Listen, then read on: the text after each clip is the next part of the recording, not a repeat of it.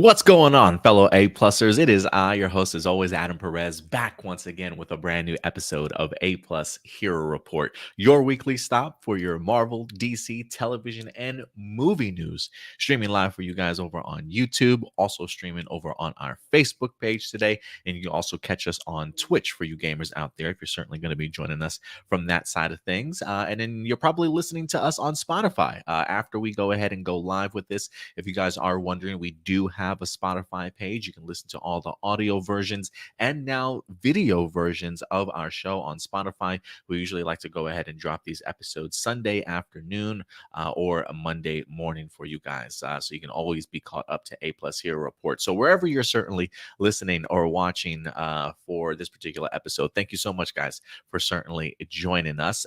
Continue to support the channel, man. If you haven't, hit that like button for us today. Doesn't take too much time out of your day to hit that like button. If you haven't subscribed to the channel, please go ahead and hit that subscribe button. Certainly follow us on a weekly basis as we have tons of content for you guys here on this channel. I'm not sure exactly who my guests hosts are going to be today. I was expecting Indy to certainly be here. He's not quite here as of yet. Trying to get Jinsaku on today's episode to talk some Power Rangers for me. We'll see if he winds up being able to join us. I know he had certainly a lot on his plate today.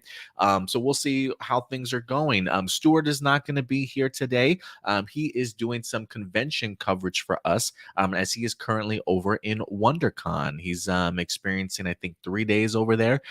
We got some panels that should be coming your way here once he certainly returns. If anything, I probably should check the Google Drive to see if he's dropped any content. I know he was going to be trying to record some panels here for us this weekend. So Stuart should have some great WonderCon information for us here in the next couple days. So right now, it's just me rolling solo dolo, unless some of our guests wind up showing up today.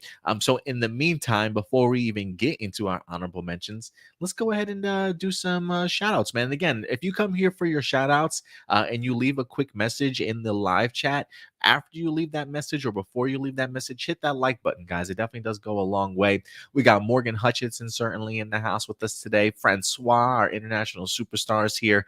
Adam Perea certainly in the house, along with Roberto Buena. Thank you very much. We got AJ. What's up, AJ? Good to see you in here, man. Carter Matthews is certainly coming through. Jackson Peterson is here with us today. We got good old John Schuyler in the house. Kurt Marino is certainly joining us. Who else we got? Carlo Bernardo is here with us. What's going on, man? Blossom's good to see you in here, Blossom. Who else we got? Nicole Robertson is here. Good old Ram Jam. What's up, Ram Jam? Good to see you, man. Thank you for coming through. Datilla with the super chat. Always coming through with the support of the channel. Thank you so much. And yes, guys, listen, we are monetized as of right now. So if you do want to support the channel in other ways, super chats are a perfect way to certainly grab our attention, along with, I think they do like super images or super stickers on here now. I'm not quite sure. But all of this cost certainly goes to upping our tech here, making sure that we're providing with the best quality that we certainly can, and hopefully more coverage for conventions certainly in the future. So we always appreciate it, Datilla. So thank you so much for the support. You say you guys ready for WrestleMania week is upon us, which means we got 12 straight days of pure wrestling. I can't wait to be crowned predictions champion. Yeah, we're going to be filming our predictions for WrestleMania this upcoming Thursday. It's myself, Datilla. I don't know if Indy's going to be joining us because I do believe his work schedule has changed now from Monday through Friday. So he might not be able to join us, but I'm also trying to see if I can link up our times with Matt Aguilar from comicbook.com to go ahead and do some predictions with us also. So definitely going to be a big week for you wrestling fans out there, and I honestly cannot wait for 2 days of WrestleMania and all the goodness that's about to happen around that time. So thank you so much, Satilla, for certainly coming through with the support. And I think I got Jinsaku in the house with us today. I don't think he's doing video, but he is going to be chiming in audio here today to give us his perspective on maybe a couple of our honorable mentions. I think he's going to be joining us also for at least 2 topics today. We're going to be kicking off today's episode with some Shazam Fury of the God news, as in some way or another, we are getting our Shazam versus Black Adam fight that we've been all waiting for as drama continues to unfold. And then he's also going to be joining us to talk about some once and always the MMPR Power Rangers trailer that we wind up getting this week to go ahead and celebrate the 30th anniversary, as April 19th is just around the corner for that Netflix special. So let me go ahead and bring in Jin here. Let's see if he is available. Magic Man, the man of the hour, Jin Saku. Are you there, buddy? I see like, What's up? What's up? hey, what's up, man? How you doing? Wait, how my audio sound? Sound good? Yeah, no, you sound perfect, man. Awesome. It's been a while, huh? I know. The last video I think we did was it our speculation for Cosmic Fury, I think? Yeah, I think so. It's been a while. Yeah, it's been Maybe a minute, October. man. Gosh, has it been that long? Yeah, man. It's definitely been a minute. But I appreciate you joining us, man. Of Get to course, pick glad to your be here. brains get to pick your brain not only for Power Rangers, but see what your Marvel and DC mind is like also. So it'll be Okay, fun to okay. put that to the test today, man. How you been? You doing okay? You said you couldn't be on camera today. Are you moving or something or what? Yeah, I'm moving. Might head back home, but school's almost up, so I'm just preparing for that and everything. So Where's home for you, Jen? New York. Oh, okay. I don't know why I Yeah. thought you were already in the city. So I'm from there. I'm just upstate currently for school, but Okay, I am gotcha, from New York City. Yeah. gotcha. Okay, no problem. Yeah, see, I knew that's why we got along so well. Yeah. Oh But yeah, you from there too, right? yeah. I was born in the Bronx. Mom lived in Manhattan. Or my mom worked in Manhattan, but lived in the Bronx in Brooklyn for quite some time. But Hey, yeah. God bless, because I remember living in the Bronx, working in Manhattan. That two train, man. Yeah, man, she definitely had you to do you were on there for her a good commute. 45 minutes. Yeah, she definitely did her fair share of commuting, man. Um, let's I think I did all the shout outs for as of right now. But yeah, guys, if you guys have any questions for Jen, feel free to send in some super chats if you want to. Super chats will automatically get your comments and questions straight to the forefront. It stops everything that we're certainly doing to give you our immediate attention. So appreciate all the support, guys. But Jen, since I got you here, let's get into some honorable mentions today, man. Some topics that didn't necessarily quite make the cut, but definitely felt like it deserved our attention today. Okay. I do want to ask you because we wind up getting some brand new set photos from Joker 2. We got the musical that's set to hit us here rather soon. Joaquin Phoenix and Lady Gaga. We got some set photos here of actually seeing Lady Gaga as Harley Quinn. I think this is like the best outfit that we've kind of seen her in, kind of full on Harley Quinn mode here. Also, I've been waiting to see more set photos from here. I think last week we highlighted Joaquin Phoenix as the Joker, and this week it seems as though Lady Gaga is certainly taking over as Harley Quinn. But this is filming is definitely continuing here. It definitely doesn't seem like every set piece is a musical set piece, so it should be interesting to see what the balance of this movie is going to be from actual film and story and character arcs mixed in with how many musical pieces we're going to get. We'll definitely have to see how that turns out. But Jim, what's your first initial thoughts here? Getting the opportunity to see Lady Gaga really dressed up as Harley Quinn here, man. Are you digging the outfit or what? I like it. I like it. I think it's on par with the actual Joker. I know they both have kind of a different look than what we're used to. Um, yeah, I like Lady Gaga. I think she's a great actor. Um, yeah, I like the casting choice. I like her look. The only thing where I'm at personally is the future of this Joker universe. Like, Oh, okay. will we see him again? How much should I invest into it, et cetera, et cetera? How does that fit in James Gunn plans? But in terms of I got first you. looks, though, I think they look great.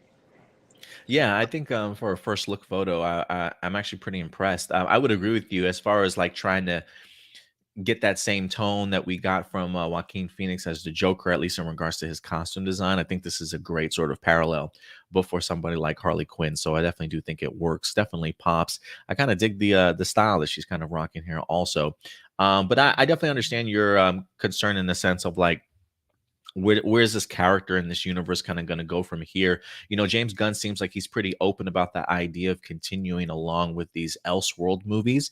as long as the concept and the script of these Elseworld movies are pretty top notch, I think he'll continue to open the door for him. I guess for me, when it comes to this Joker movie, my question would be, is there any more story to even tell? I think a lot of us, after we saw the first one, thought to ourselves, this is a great one-off Joker movie. We don't even necessarily need a sequel, but considering how much money that movie made, I think we kind of knew it was just a matter of time before they would certainly pull the trigger and give us a Joker 2. I am kind of curious if this movie is just as successful as the first one. I don't want to say Todd Phillips really had to stretch to find a Joker 2 idea. I don't know how long it took for him and Joaquin Phoenix to find a meaningful reason to do a Joker 2, but I wonder if they would have as much difficulty trying to come up with a Joker 2 story as they would a Joker 3. What do you think, though? Um, I feel like there's plenty story to tell. I think. I don't know if this movie will copy that, but Hmm. excuse me, I did read a Joker comic a while ago, and it was him in a asylum, and he was like, what was it? Hallucinating, I think, and he Okay. was like, going through like his past and his life story, and he know what things was real and what wasn't. Kind of like how Moon Knight did, and Oh, okay.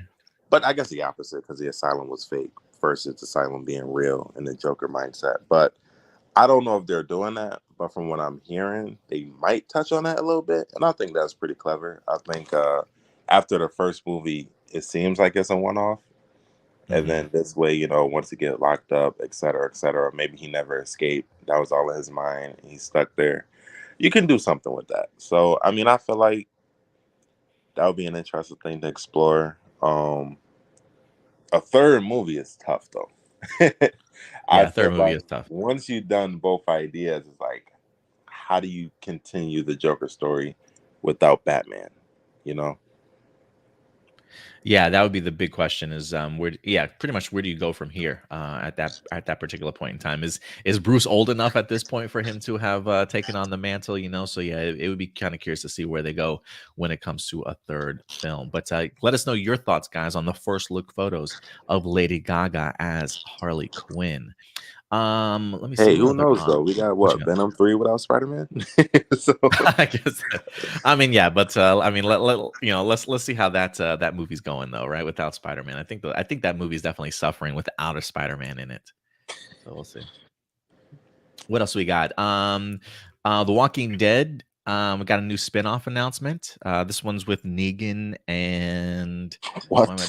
why am I drawing a blank? Negan and what was the Maggie, right? Yeah, Maggie and Negan are having themselves a Walking Dead spinoff series by the name of Dead City, set to take place, I think, in Manhattan, if I'm not mistaken. But this Huh. series is set to go ahead and drop in June 18th. They just announced it, I think, as of yesterday or sometime at WonderCon. So 6/18/23 for you Walking Dead heads. Go ahead and mark your calendars if you're looking for more spin-offs. The one I'm kind of looking forward to is the Rick and Michonne one that Yes. they have Yes. going. That's definitely the one that I'm certainly eyeing, but this one certainly has my interest. But I fell off The Walking Dead the season after Glenn died. And so I definitely feel like there's a lot of fill in the blanks I need to go back to catch up on before I even check out something like Dead City. But were you aware of this spinoff series at all, Jin? And No. I mean, I knew are about you the looking Rick forward and to any of them? Michonne. I knew about the Rick and Michonne one. I was Uh-huh. hyped for that. This is news to Yeah, me me too. though. I did not know this was a thing. My whole thing is looking at this. Why not just keep the show going? I don't know. I just feel like Uh, if you're just doing a spinoff on each main character, I feel like just just do keep it them in the one main line, show right? and do like different stories on where they end up. Like what they call it, the whole where is one story but different episodes focusing on different characters, Oh, I see what you mean. Kind of, it's almost like I don't want to say like an anthology kind of setup, I something like guess, that. right? Yeah, Yeah, an anthology. I feel like that would make Um, more sense. I am kind of curious what the ratings are like for. I know that The Walking Dead is concluded. I believe they wrapped up that season, that series after so many seasons. I am kind of curious as to what the ratings were. I wonder if they thought maybe, maybe we should finish off this season, and if we start something fresh, maybe we can get more viewers back or kind of Hmm. get that anticipation up again. Like I just wonder if people got tired of the classic Walking Dead series, but like I said, I fell off a while ago. Did you finish it off, or were you a big fan of the series? Nah, I love the show.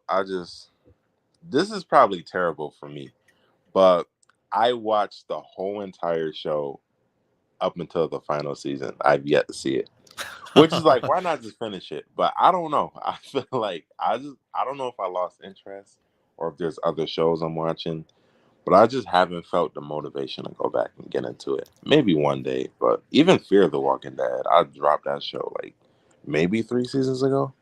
Uh-huh. Yeah, I think I watched like the first two seasons of Fear of the Walking Dead. Yeah, that you sound like me when I think of Supergirl, the DC, the CW show. I Oh god, literally, I've been watching it. I had watched it for the entire series run, but to this day, I have still not watched the final episode of the series.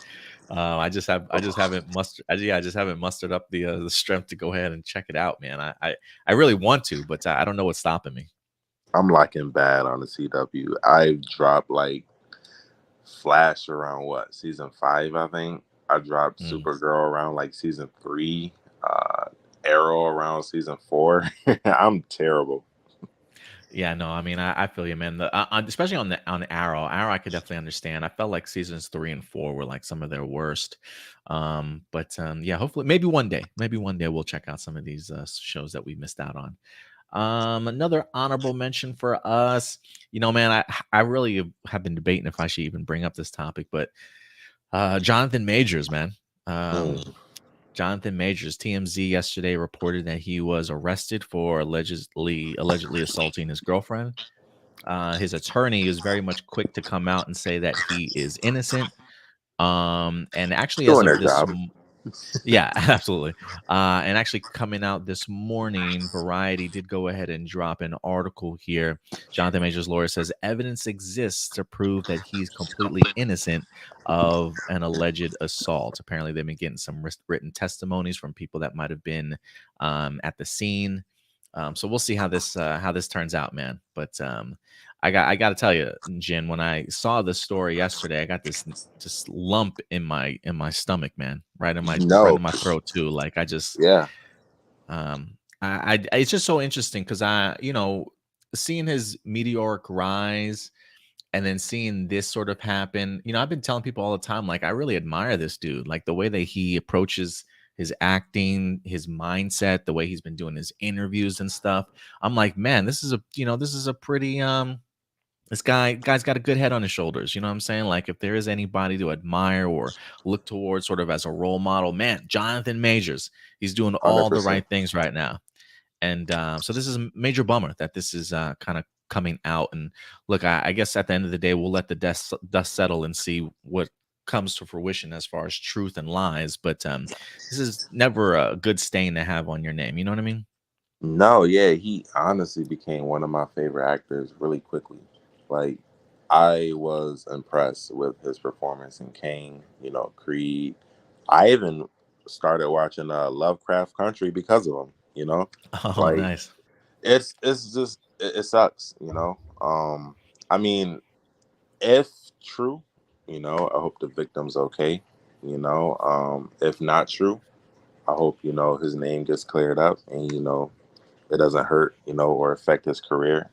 But it's tough. Like you're a fan of the guy, but you also, you support women, and it's like it's hard to, pick a side. But I just want to be on the right side, and I hope that comes to light very soon.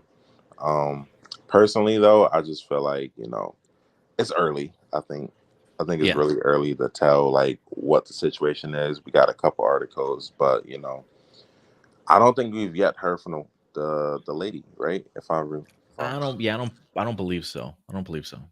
or Jonathan Majors. It's just attorneys, Mhm. lawyers, PR team speaking at the moment, but I don't know. It's tough. It's tough to speak on. You don't want to disappoint. The black community because we don't get me wrong. Our black kings has a long history of being tarnished and falsely accused when they're at the peak of their career. Yeah. But we also had some violent ones. That happened to be true and let us down. So I mean, it's tough. It's tough. I don't know where to stand, man. Like Yeah, no, I I feel like you. it's real life stuff. Like anything can happen. Like and I kind of got the same feeling when I seen the article of Chadwick Boseman. Man was on top of his career, and then next thing you know, boom, cancer, and it's like you never know what happens, man. You can like idol Yeah. someone one day, and the next day flip upside down. It's crazy. Yeah, it's crazy. It's definitely one of those things that, I learned this lesson from myself years ago. Just the idea that, we do tend to idolize people and really look up to them, but sometimes I think we got to be wary in the back of our mind of, just not putting 100% of our faith in people sometimes, I guess maybe that's a cynical perspective of me to have, but in order to protect myself from not getting too let down when, you know, the people that I do admire let me down, it's a little bit a difficult pill to kind of swallow. But look, at the end of the day, we're all humans. You know what I'm saying? Nobody's perfect. We definitely all make mistakes. All certainly have struggles in our lives and things like that. So we'll see what happens here, man. But I hope everything certainly does get figured out, and hopefully the truth will certainly prevail in all of this. So yeah, guys, just yeah, let us know your thoughts. Let's see here. Was there another honorable mention? I think that might actually do it for our honorable mentions today. Oh, real quick, I'm sorry. Mhm. Owen Wilson was just recently in the news here this week. He was actually talking about the upcoming season 2 of Loki, saying that it was going to be pretty wild. He says he thinks that the series is coming at the end of the summer or September. If you guys had the opportunity to check out Ant-Man and the Wasp: Quantumania, there is a great post-credit scene, certainly worth checking out, attached to Loki season 2. As for what's ahead, Wilson said that it's going to get very wild now that the Canes have been unleashed. And also, the just most recent Oscar winner, Ki Hui Kwan, also known as a Short Round for you Indiana Jones fans, he recently won an Oscar, but he's actually going to be in season 2 of Loki, which I didn't even know. But he does say, he says, I know it's so incredible. He says, when gushing about discussing everything everywhere all at once, Owen Wilson says, every time I saw him winning something, it was another speech that just kind of was a tearjerker that was so moving. And even when we were working on it last summer, I think his character that he plays in Loki season 2, I think people will be excited, even though that was so great. Obviously, the character that he won an Oscar for, I think people are going to love his character in this also. I look at Ki Hui Kwan's star just continuing to rise and rise. I feel like I haven't seen this man in like ages in any type of film, and he comes back and he wins an Oscar, and now he's going to be in Loki season 2. This man is on a roller coaster ride of fame right now, Jin. Yeah, man. First of all, shout out to Everything Everywhere All at Once. That movie showed up and cleared. Yeah, They big took time. home every award possible, and I Yeah, and I for want real. to tell everyone to go watch it, man. That movie is amazing. Two, what? He's the dude from Indiana Jones. That kid? There's no way. Oh, yeah, that's What? him. Yeah, yeah, Temple of Doom kid. That's him. Holy shit! There was, and what's funny is I think at the Oscars, I think it was Harrison Ford that was announcing the winner for Best Picture, and they won, and the whole cast and crew went on stage, and you got to see him and Harrison Ford embracing after all these years. I mean, it was just like a Cinderella story almost for this guy. It was unbelievable to see them up on stage together after all these years. Damn! Wow. How old is he? Well, you probably don't know the exact age, but I feel like, damn. I guess that is him. You forget how long that was. He is 51 years old. Yeah, you forget that that's like almost what, Yeah. 30, 40 Y- years ago? Shit. Yeah, Homeboy was born in 1971. It says I can't remember when Temple of Doom dropped, but yeah, man, he's had an interesting career. Yeah, hey, shout out to him. I'm excited to see his character. I wonder if Owen Wilson would talk about Deadpool 3. Cough cough. Oh yeah, I did hear something that he I might be wonder. popping up in that film, huh? I wonder if he say anything about that and TVA showing up. Yeah, we'll have to see if the TVA shows up. That'd be pretty awesome, man. It'd be a great way to get him into the MCU. That's for sure. I would love to see that. Let's see here. Who else we got in the live chat with us? Sarav's in the house. I think he's coming through. Sarav. We got Sean in the house too. He says, "Hey, A plus. The wrong basically ended the DCEU." I mean, yeah, you could definitely say something along those lines. Speaking of which, let's round off our honorable mentions and get into our main topics. You ready to get into this with me, Jen? Absolutely. All right, let's do this, man. All right, first story that we're gonna get into today for you guys. This comes to us from we got a couple of different articles. Totalfilm.com, we got variety.com also. Almost called you Indy. Jen, I think you got some feedback from your phone. At least I can hear it on my side. Okay, yeah, perfect. Um, so we got some development that continues to happen behind the scenes in regards to DCEU. The drama certainly continues to build here when it comes to Shazam: Fury of the Gods, along with some fallout still from the Black Adam movie and Dwayne the Rock Johnson. First and foremost, if you guys have not had the opportunity to see Shazam: Fury of the Gods, look, I personally have not even had the opportunity to see this film, but despite the fact that it certainly is getting mixed reviews, I know the critics, for the most part, haven't necessarily been the biggest fan of it. Audience scores for it are certainly keeping it above water in regards to an acceptable movie for you guys to certainly go out, enjoy. Everybody that I've heard that have seen the movie has certainly walked away enjoying the film. So certainly take that for what you certainly will. But regardless, this movie unfortunately is just not doing well. Over at the box office right now, I believe they went ahead and posted earlier this week the box office for Shazam: Fury of the Gods. Their opening weekend, which was last week, literally got them $30 million. That might have just been domestically.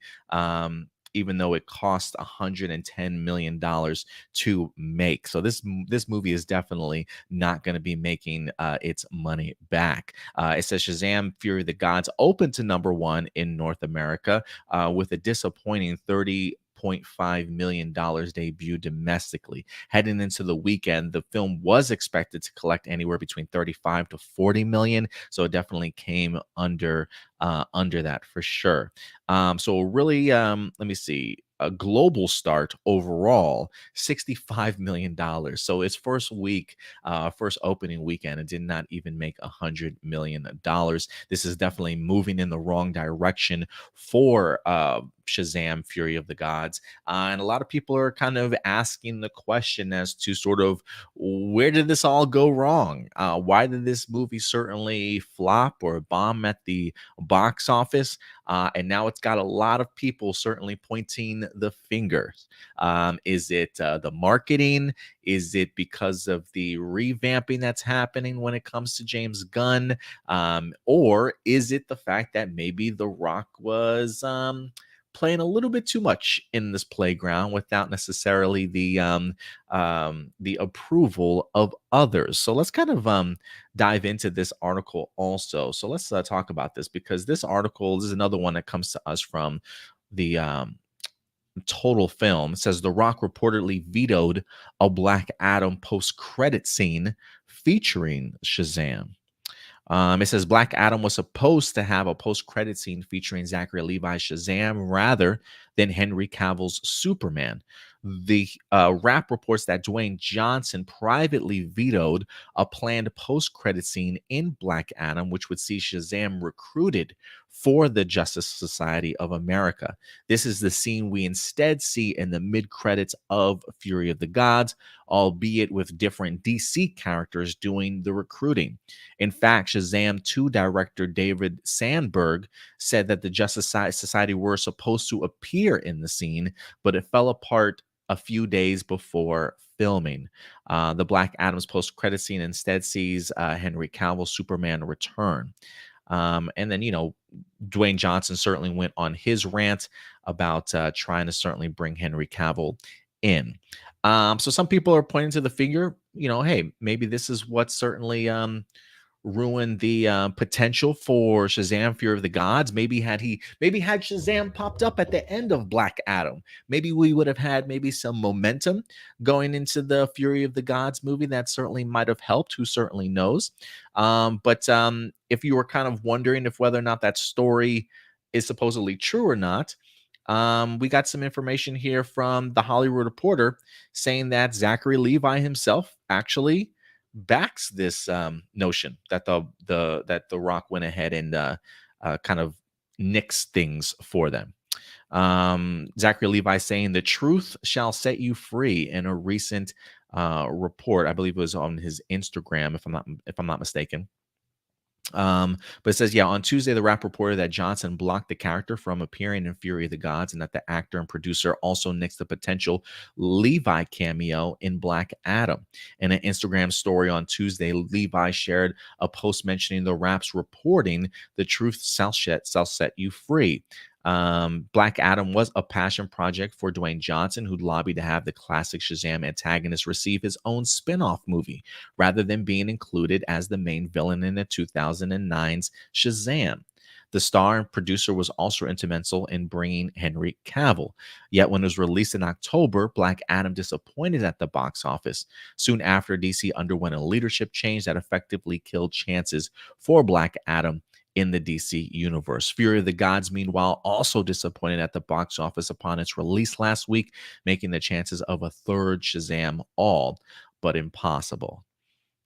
He says, I think the biggest issue we're having is marketing. This is Levi. He says, this is a perfect family film, and yet a lot of families aren't aware of that, which is just a shame, is what Zachary Levi says to the Hollywood Reporter. So, yeah, man, drama. We got some drama, Jen. Drama alert. Drama alert certainly happening right now. So we're definitely not going to get our opportunity to see Shazam face off against Black Adam. This is the closest we are certainly going to get, Jin. That photo is the closest we're gonna get. That's the closest that we're gonna get, man.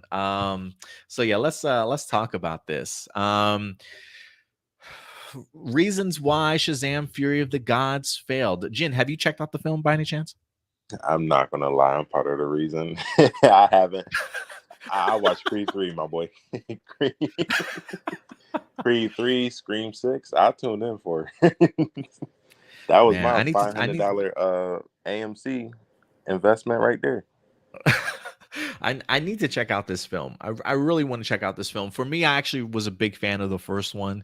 I enjoyed the comedy. I enjoyed the family aspect. I appreciated it being one of those smaller films. I kind of dug Zachary Levi's role as Shazam, of him playing sort of the big kid, if you will, as a superhero.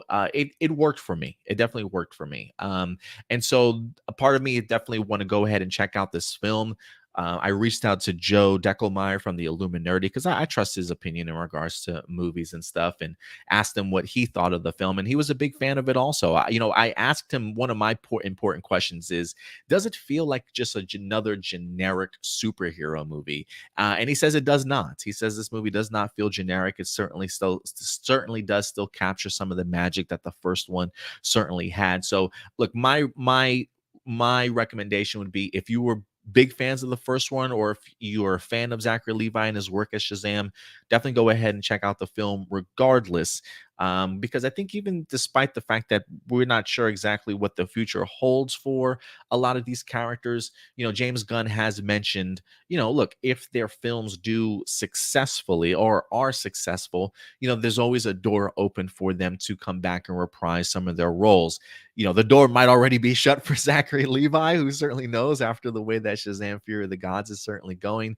But I do think there's always a reason to go ahead and see these movies, despite there being a lot of confusion as to certainly what's going on with the future of the DCEU. And I will also say, I think it's important that if we are big fans of just superhero movies in general, we definitely should do our best to certainly support them because, terrible movies sync other movies, you know what I mean? And good comic book movies just help raise the quality of other good comic book movies. So I'm hoping that after Black Adam and Shazam, two lackluster movies in some people's minds, I'm really hoping that comic book movies in general can certainly rebound. Same thing with Ant-Man and the Wasp, Quantumania. Even though I was personally a fan of it, I can understand why some people certainly were not.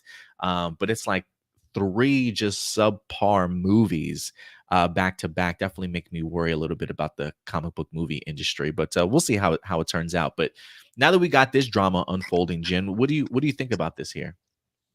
Honestly, I just feel like the movie has like too much working against itself. And Mhm. and it's not necessarily all on Shazam either, but it's a lot of it. I know. So one, obviously DC has a bad reputation, you know. A lot of movies put a bad taste in the general audience mouth. But you also have James Gunn announcing the reboot universe, you know, but you also have, Zachary Levi, shooting himself in the foot on IG Live a few times. So like I feel like there's a lot of different things that can cause the movie to flop. I don't I didn't watch all of his live streams, but I've seen one where he was like begging everyone to go see Shazam and saying John Wick 4 sucked. And I was just like, hold Wow. on, what is going on? Like Yeah, that's it's weird. one thing to tell people to go see a movie, but to put down another movie while Another movie, promoting yeah. your movie, that's not. Especially John Wick 4, I heard was amazing. So like Yeah, me too. I don't know. I just feel like it's a lot working against it. And it's unfortunate because, I heard the movie was good, and maybe this was the make or break for Zachary Levi to return in the future. Amanda Waller's still here. So who knows? But Yeah, they can always count it's on Viola Davis though. yeah, that's true. It's tough, like it sucks, but hey, I mean, what can you do? Yeah. I'm just worried for Flash and Blue Beetle. You see, it's that's interesting because that, like, for me, Blue Beetle, I am quite fearful for. The Flash, probably not so much. I mean, I know it's got a lot certainly pushing against it, but I do think that Warner Brothers is trying to do their part of trying to keep that ship afloat in the sense of trying to put Ezra Miller in sort of a much better light than what he was over the past year in the sense of like, hey, the man is getting help. He's trying to deal with his mental issues, right? So I do think there's definitely a little bit of a PR spin there to kind of make things feel a little bit more positive. You got James Gunn coming out saying this is the best, superhero comic book movie he's ever seen in his life. Big words from somebody who's done some great comic book films himself. And on top of that, we got the returning Michael Keaton that I think even general audiences will certainly remember when it comes to playing Batman. So I think the Flash is probably much more safer than say something like a Blue Beetle. And I do think people just out of pure interest as to how the Flash will kind of set things up, maybe a little bit more for James Gunn. I think there definitely will be some interest there. For me, when it comes to the drama that's unfolding here with Zachary Levi and Dwayne the Rock Johnson, look, I definitely do think that Dwayne's ego certainly got in his way here. I don't necessarily think he's the main reason. Like I do think that there is a, a bunch of different things that have certainly caused it, like you kind of mentioned. Zachary Levi kind of putting his foot in his mouth a little bit certainly doesn't help matters. The idea of, James Gunn now changing things over at DC certainly doesn't help matters whatsoever. DC already has had sort of this bad reputation. People sort of purposefully sort of review bombing a lot of the movies that have certainly been coming out a lot lately. That doesn't help a lot of people in regards to just trying to find like um just a good place to trust whether you should see the movie or not. And then on top of that idea here that the Black Adam movie didn't do so well. So that already kind of cuts into the anticipation and hype for a upcoming Shazam film. And then now kind of seeing just how much in our, I would say over the past couple of weeks, learning just how much Dwayne The Rock Johnson put him sort of at the center of the DCU, making these sort of private decisions, going around people's backs in order to get approval for certain things that, wasn't even quite sure if that was the direction that they wanted to go in the first place. All of that really just kind of built up to this movie just doing as terrible as it is. Like, I think even if this movie itself was bad, I don't know exactly what the box office was, but the idea of it being just bad, I don't even think amounts to this movie making $65 million. Like, I just think there's just so many other pieces to it that have really allowed this movie to be a flop at the box office, which just unfortunately has not turned out to be a really good look. What's up, Lawrence? I appreciate you coming in here today. He says James Gunn's fault. I personally don't blame James Gunn for this. I think a lot of this stuff was certainly already in motion before James Gunn kind of even came on board. And so it is one of those things where, James Gunn has his own expectation of what he wants to come out with. But then when you've got somebody like Dwayne Johnson who's making announcements that shouldn't even be made in the first place, you're letting down a lot of fans. And I think you're creating these new enemies in James Gunn to be like to vilify them when they certainly don't need to be. So this has just been a big mess, Jin, if you ask me, man. No, you're right, honestly. And honestly, I'm not really upset at Dwayne Johnson for not appearing on screen with Shazam. I'm more mad at Dwayne Johnson for having all my family members and friends texting me asking why Shazam and Black Adam look alike and they not in the same movie. I'm more mad that I gotta go out my way and explain it to these people because he want to make it difficult on me. I feel like that's where my bigger issue come in. Now it's an inconvenience for me. Now I have a problem. It's beyond a pointless superhero movie. And now, I got to send paragraphs and go on Wikipedia and try to, you know, explain this to non-comic book readers. And it's like, why? Why? Why? Let's see here. What else we got in here? Who else is talking? We got Lawrence. He says, if I see David Zaslav, see the hype at SnyderCon, I see them throwing gun plan in the trash and continuing to plan after Black Adam. No, I don't. I'm sorry, Lawrence. I just don't see it happening. A SnyderCon. And then he woke up. Yeah, it's like, sorry, we didn't mean to burst your dream bubble there. So for those of you who don't know, SnyderCon, if I'm not mistaken, I do believe he just recently announced this, didn't he? The idea is like a 3-day event. I think it's like a full circle event is what they're referring it to as, like a 3-day event where they're going to be airing Man of Steel in theaters, Batman versus Superman, and Justice League, the Snyder Cut, which I think is an incredible superhero film. The 4-hour cut, I absolutely love it. I personally want to see it on the big screen personally. But I just don't see them reviving it. I don't care how well the movies will certainly do. David Zaslav is brand new management. He already has got his 2 people in charge, and Peter Safran and James Gunn. They're coming up with the plan. I think he's got to let them do their plan before making sort of any changes going forward. So no, I think Zack Snyder, and again, I'm a big Zack Snyder fan. I love what he did with the Snyderverse stuff, but for me, he got his Cinderella ending, if you ask me, the opportunity to literally come back and finish the film that you want to when fans have asked for it. It's a move that I don't think any big studio rarely ever does, of putting additional money into it just to go ahead and release this fan for film. So Snyder fans, we won already. It's crazy we even got that, because right, like, super it's a crazy. miracle. So it's like we won already. So I think David Zaslav recognizes that Snyder's going to do his thing, and Zaslav is going to do his. Who else we got in here? Mikey, what's up, Mikey? Good to see you in here, bro. Sarav says, I say that while Dwayne Johnson wasn't wrong in giving Black Adam a solo film, nixing Shazam from the end credits of as Adam was a grave mistake. There's a part of that I definitely agree with for Sarav. Like, if you go back before the Black Adam movie came out, I think it might have been Empire magazine that did an article on The Rock and kind of showcasing how we got to this point for The Rock to get a Black Adam movie. And I think originally in the article, it mentions the idea that both of these characters were supposed to be introduced sort of together in the Shazam film.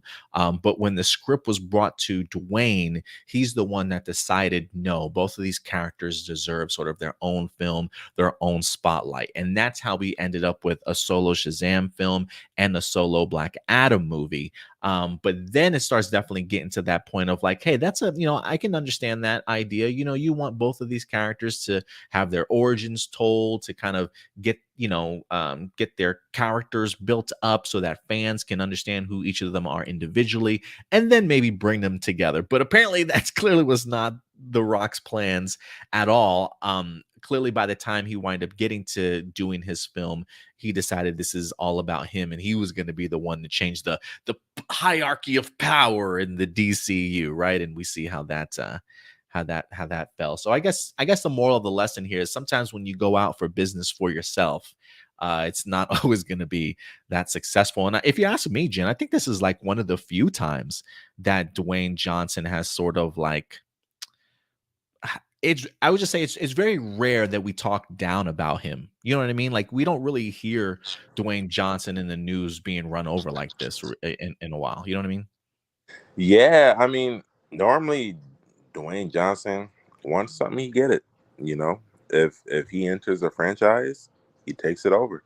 Um, I will say, this is kind of giving me flashbacks to the whole Fast and Furious thing there, Oh, where yes. Yes. What's the comparison there if you want to bring that up? yeah, where he came in for Fast Five, and next thing you know, Hobbs and Shaw. Like, I've Right. never like beyond Tokyo Drift. I don't think we really had a Fast and Furious spinoff. Like, it's crazy, and I don't even think Tokyo Drift was a spinoff, if anything. But And what's crazy is like him and Vin now have issues with each other, right? Like they were yeah, having issues about who was going to be, the alpha male of Fast and the hmm Furious. It's that alpha male personality, man. Like they want to own those particular franchises. And it feels very much like maybe some of that drifted here into the Shazam Black Adam world too. Kyrie going to the Mavericks all over again. It's a Luca great or comparison. Kyrie, who owns the team? Right, exactly. Mikey says, I'm gonna blame a Warner Brothers for giving into the fans by making the Snyderverse. Now we've seen movies suffer by the toxic fandom. I will say this. I definitely do think that they may have given into Snyderverse fans maybe a little bit too much. And maybe not even necessarily Snyderverse fans, but just fans in general a little bit too early. I think after the pushback from Batman versus Superman, my decision probably would have just, especially looking at the box office, while I think a lot of us expected that movie to easily have been $1 billion film, I think that movie still made like 750 or $760 million. It was an uptick from Man of Steel. So definitely going in the trajectory that you certainly want. But it looks like very much they were very reactionary to the pushback that they wind up getting and immediately kind of switching plans. And I think that was the issue for Warner Brothers, is trying to switch plans as quickly as they did, without letting Snyder really flesh out the world that he wanted to create for himself. And yeah, I guess you can say by giving the fans what they want. You would think by giving the fans what they want, they would be happy. But no, it's all of a sudden like now that we got it, that entitlement almost kind of went through the roof a little bit, and now they want hmm more. What do you Give think, a Jen? mouse a cookie, they're gonna want to milk with it. It's one of those Exactly. So maybe that's what situations. he's talking about. I feel here. Okay, look, I feel for the Snyder fans. I do. Like, I get it. I get it. Trust me. As a 2017 movie for Power Ranger, Avenger myself, I get it. I know what it's like to have the carpet pulled from underneath you. But me personally, if they gave me a 4 hour cut of the 2017 movie sequel, I'll shut up. I would, yes, sir. But I just feel like too, it's just not fair to like the other DC properties. I feel like I like Zack Snyder, and I love most of his movies. I'm more fans of his movies outside of DC, but I just feel like as a Snyder fan, you just support his projects. I don't think you should turn down or tear down other projects. Like I remember when the Batman came out, people were like giving that movie hell, especially like the Snyder fans. And I'm like, Batman was a really good movie, and I feel like I don't know. I just feel like even when Zack Snyder came out and shouted out the movie and said the movie was great and gave his flowers to Matt Reeves, the Snyder fans still was just like, no, the Still, movie sucked. You need Ben Affleck, and it's like, bro, Ben Affleck don't even want to be in a role anymore. Like yeah, you're at this point, y'all you're doing ruined it this for for him already. yourselves. Yeah, Like yeah. I don't know. I just feel like it's tough. Like it's tough to side with some of these fans because like they take things too far, and then I don't know. I wonder what James Gunn thinks. Like when he meets some of these people in person, I wonder how he feels. Like do they like pull up with like protest boards and do they start screaming, fire James Gunn, et cetera, et cetera? And Zack Snyder's just there like, does anyone want an autograph, a photo? I don't know how like what the like and you can't say much because then your IP address will somehow get leaked and then you'll get death threats. So like I try to be on their side. Look, I like Men of Steel, okay? Don't hurt me. But like You gotta get you a VPN, man. Get you a it's VPN. They tough. can't find you. Look, they got away. Look, they trust me. If anyone's gonna find your address, them Snyder fans will. They need to work with for the government or something. Like they need to work with police officers. I feel like you guys are wasting your potential because some of Oh you yeah, same thing people. with Power Ranger fans. They got some Yeah. great detectives and sleuths for sure. Oh yeah. No, 100%. I still don't know how they find out some of these stuff. Me either, bro. Me either. Let's see here. We got Mikey. He says he was a big fan of Levi as Shazam, but didn't really care so much for the second one. Barcelona says, I expect the Shazam 2 to do well at the box office. Maybe if Black Adam was converted into Shazam rather than given him his own movie, that certainly would have helped. Shazam's popularity mixed with The Rock is a perfect combo. Who else we got here? Good old Jack Daniels in the house. What's up, Jack? Good to see you, man. Mikey says Black Adam without Shazam is like Venom without Spider-Man. I think that's what you, you referenced to, Jin. So yeah, Marcelino says this isn't looking good for Dwayne Johnson. First Black Adam bombed. Adam Bomb lost against Apocalypse in Death Battle, and now he's being blamed for Shazam too. Box office. Yeah, it's not very often that we get the opportunity to see Dwayne Johnson really take hits like this, So yeah. Um, Oh, I don't know if I think Jin dropped here. So hopefully I'll get him back here in just a minute. Let me see if he needs the link again. I'll double check. Um, give me one moment here. I'm gonna send him the invite again just in case if he needs it. Because right after this, I definitely want to get into some Power Ranger talk with him. Let's see here. In the meantime, what are you guys saying? Lawrence, he says always some Snyder fans are toxic. Some fans have a reason to be upset. I mean, I don't know what they're upset about anymore. I just don't. They got what they wanted, and they wanted him to come back and finish off his movie, and they got what he wanted. And again, not all Snyder fans are toxic, but definitely has its fair share. That's for sure. Impactful share for sure.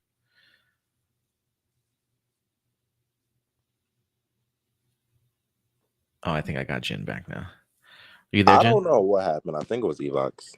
I think he hacked my phone, or maybe it was one of the Snyder fans. Yeah, they heard you. I They're like, said he's too talking much. shit. Shut I'm him down. sorry. Yeah. Somebody's watching. We gotta be careful. Remember, I like Man of Steel. Don't hurt me. Lawrence says the only thing I disagree with my Snyder people is sell Snyderverse to Netflix. That is a wacky thing ever. Yeah, it gets wackier, I'm sure. All right, guys. But let us know your thoughts. What do you think the downfall for Shazam Fury of the Gods was? Do you blame it on Levi? Do you blame it on The Rock? Do you blame it on Warner Brothers? Or you somehow blaming it on James Gunn?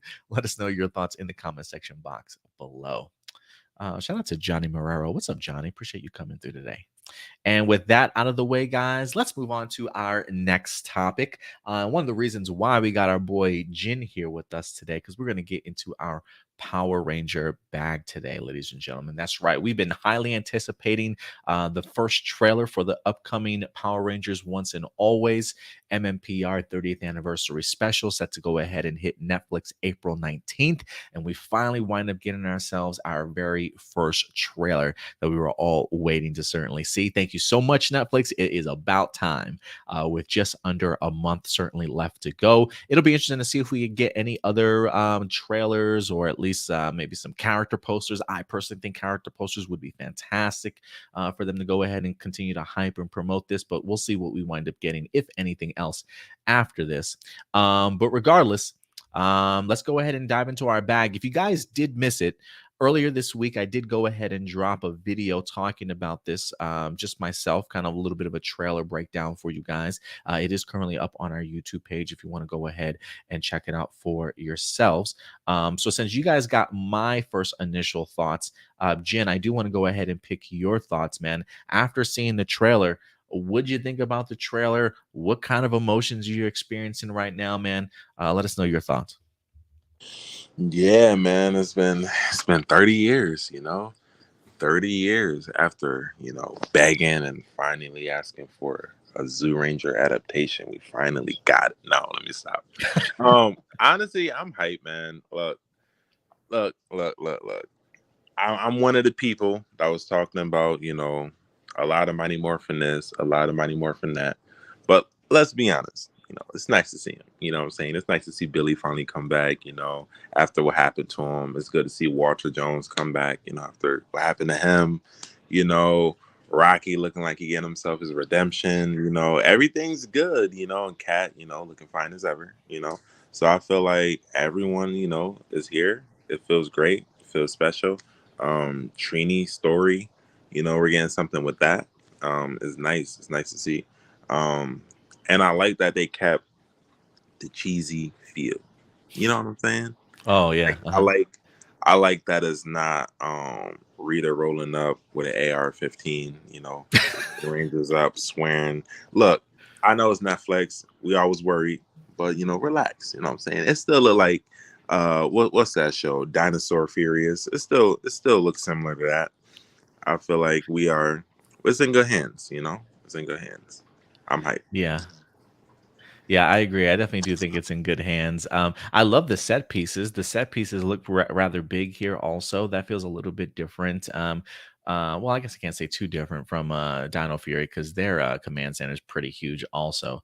But yes, while it doesn't necessarily feel like a Netflix original film, sort of filmed, cinematically or anything like that, it definitely does hold on to some of the quirks that is Mighty Morphin Power Rangers, just very much more modernized. And for me, I kind of dig it. I really love seeing just sort of brand new original footage here of our Rangers. I think we're going to get some amazing, not only fight sequences in costume, but some also amazing civilian fight sequences also. So I think they're definitely gonna bring it, man. For me, this trailer is all emotion and tone setting. It's great to see just some of the glimpses of the action, especially like the Megazords and stuff towards the end, which was so funny because I'm sitting here watching this trailer and I'm just so invested into all these characters and thinking to myself, oh man, where are they going to take this person and, how they're going to react to this sort of thing. And I almost forgot, despite the fact that this is a 55-minute sort of special, I almost forgot, like, oh yeah, there's probably going to be a Megazord battle in here. So when I do see the Megazord towards the end, I get hyped to kind of know we're going to get some original footage for that also.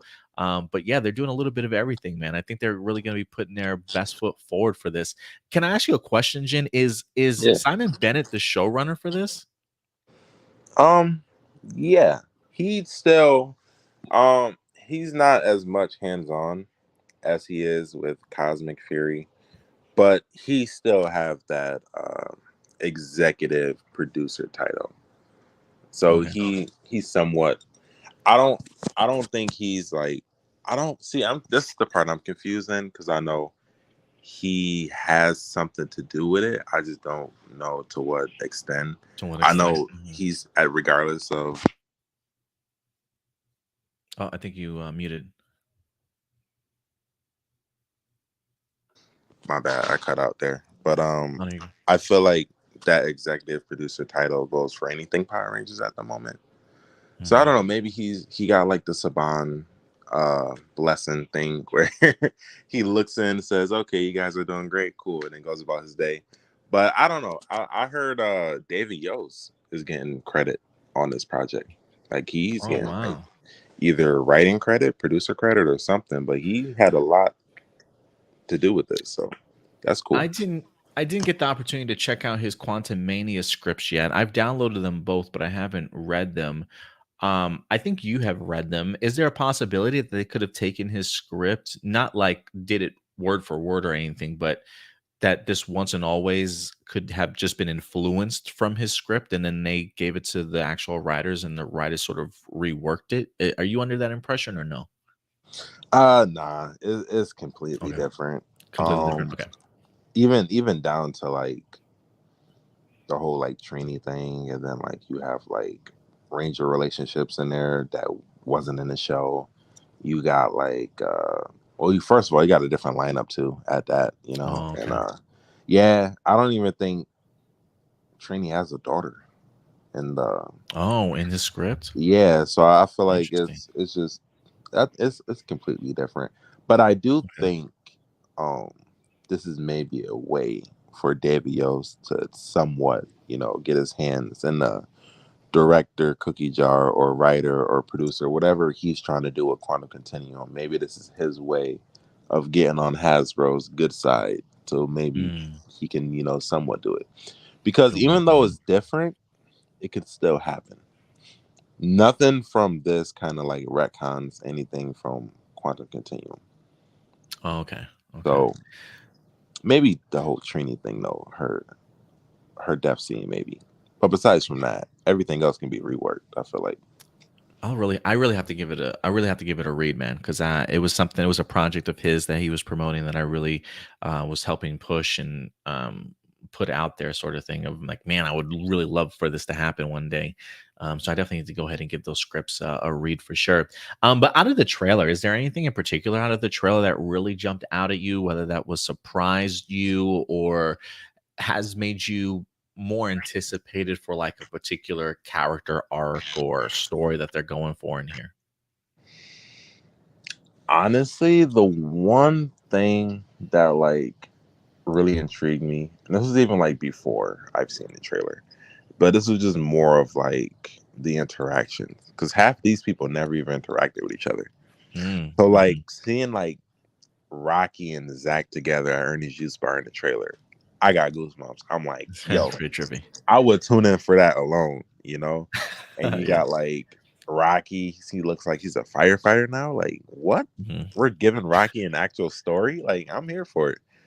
Yeah, everyone that know me from Twitter, y'all know I'm a big Rocky fan. You know what I'm saying? I've been advocating for my boy for the longest. You know what I'm saying? Justice for Rocky.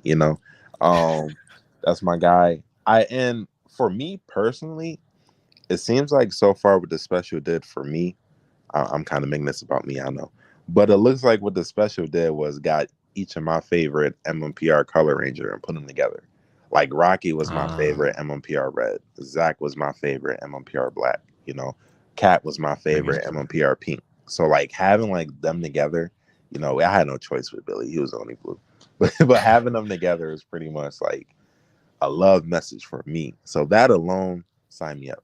You know, Oh, and yeah. I'm a sucker for emotional story arcs like men and her reacting to her mom dying and like all types of stuff. It look, I'm here for it. And I acted Yeah. surprised when I seen it. Y'all know me. Don't read my tweets from last year. you'll get spoiled on a lot of stuff. But A lot of I stuff, had yeah. to act surprised. I had to. Like, oh my goodness, I didn't know that was going to be in the trailer the entire time. Oh no. Oh Yeah. no. Yeah, Crazy. Oh. it is funny you bring up the Rocky stuff because yeah, I am hoping that he drops a Carter name reference. I would love to know that him and Carter from Lightspeed Rescue work for the same precinct or something like that, or at least know of each other. I think that'd be a cool little Easter egg drop. Where does Lightspeed take place again? Was it Reefside?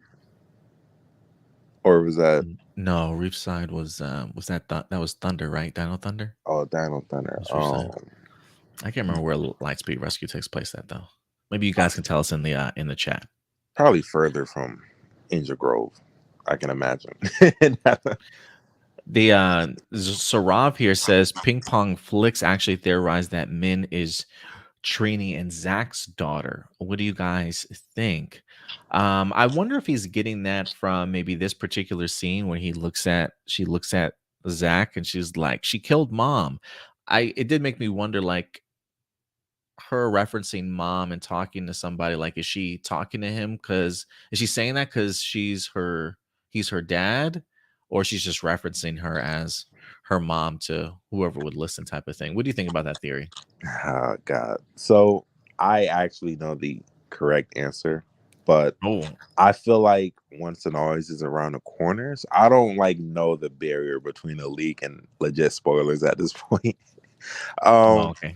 but I mean, I will say Zach and Min do have a relationship. I just don't know if it's been revealed to what extent, or if To what that's even extent? Yeah. out there yet. I don't want to spoil it for anyone, but you're not too far off, but not actually there yet. Uh, We'll see. let's Tune in. we got Mariner Bay, Mariner Bay, Mariner Bay, yeah. Mariner Bay. There you go. They did name drop that in the movie too.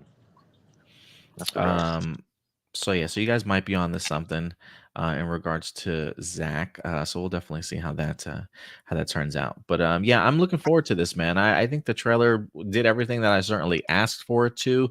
Rita looks, if you ask me, as menacing as she ever has. I'm absolutely loving the Love the look. design for her. Yeah, I absolutely love this. Pookie actually went ahead and released another photo on. You got me calling him Pookie now. Everybody does. Like, Hey, I love it. Pookie posted on his Instagram a much closer photo of the Rita face with like battle scars on it and stuff. It actually looked pretty legit. But I love the look of her, as menacing as it certainly comes.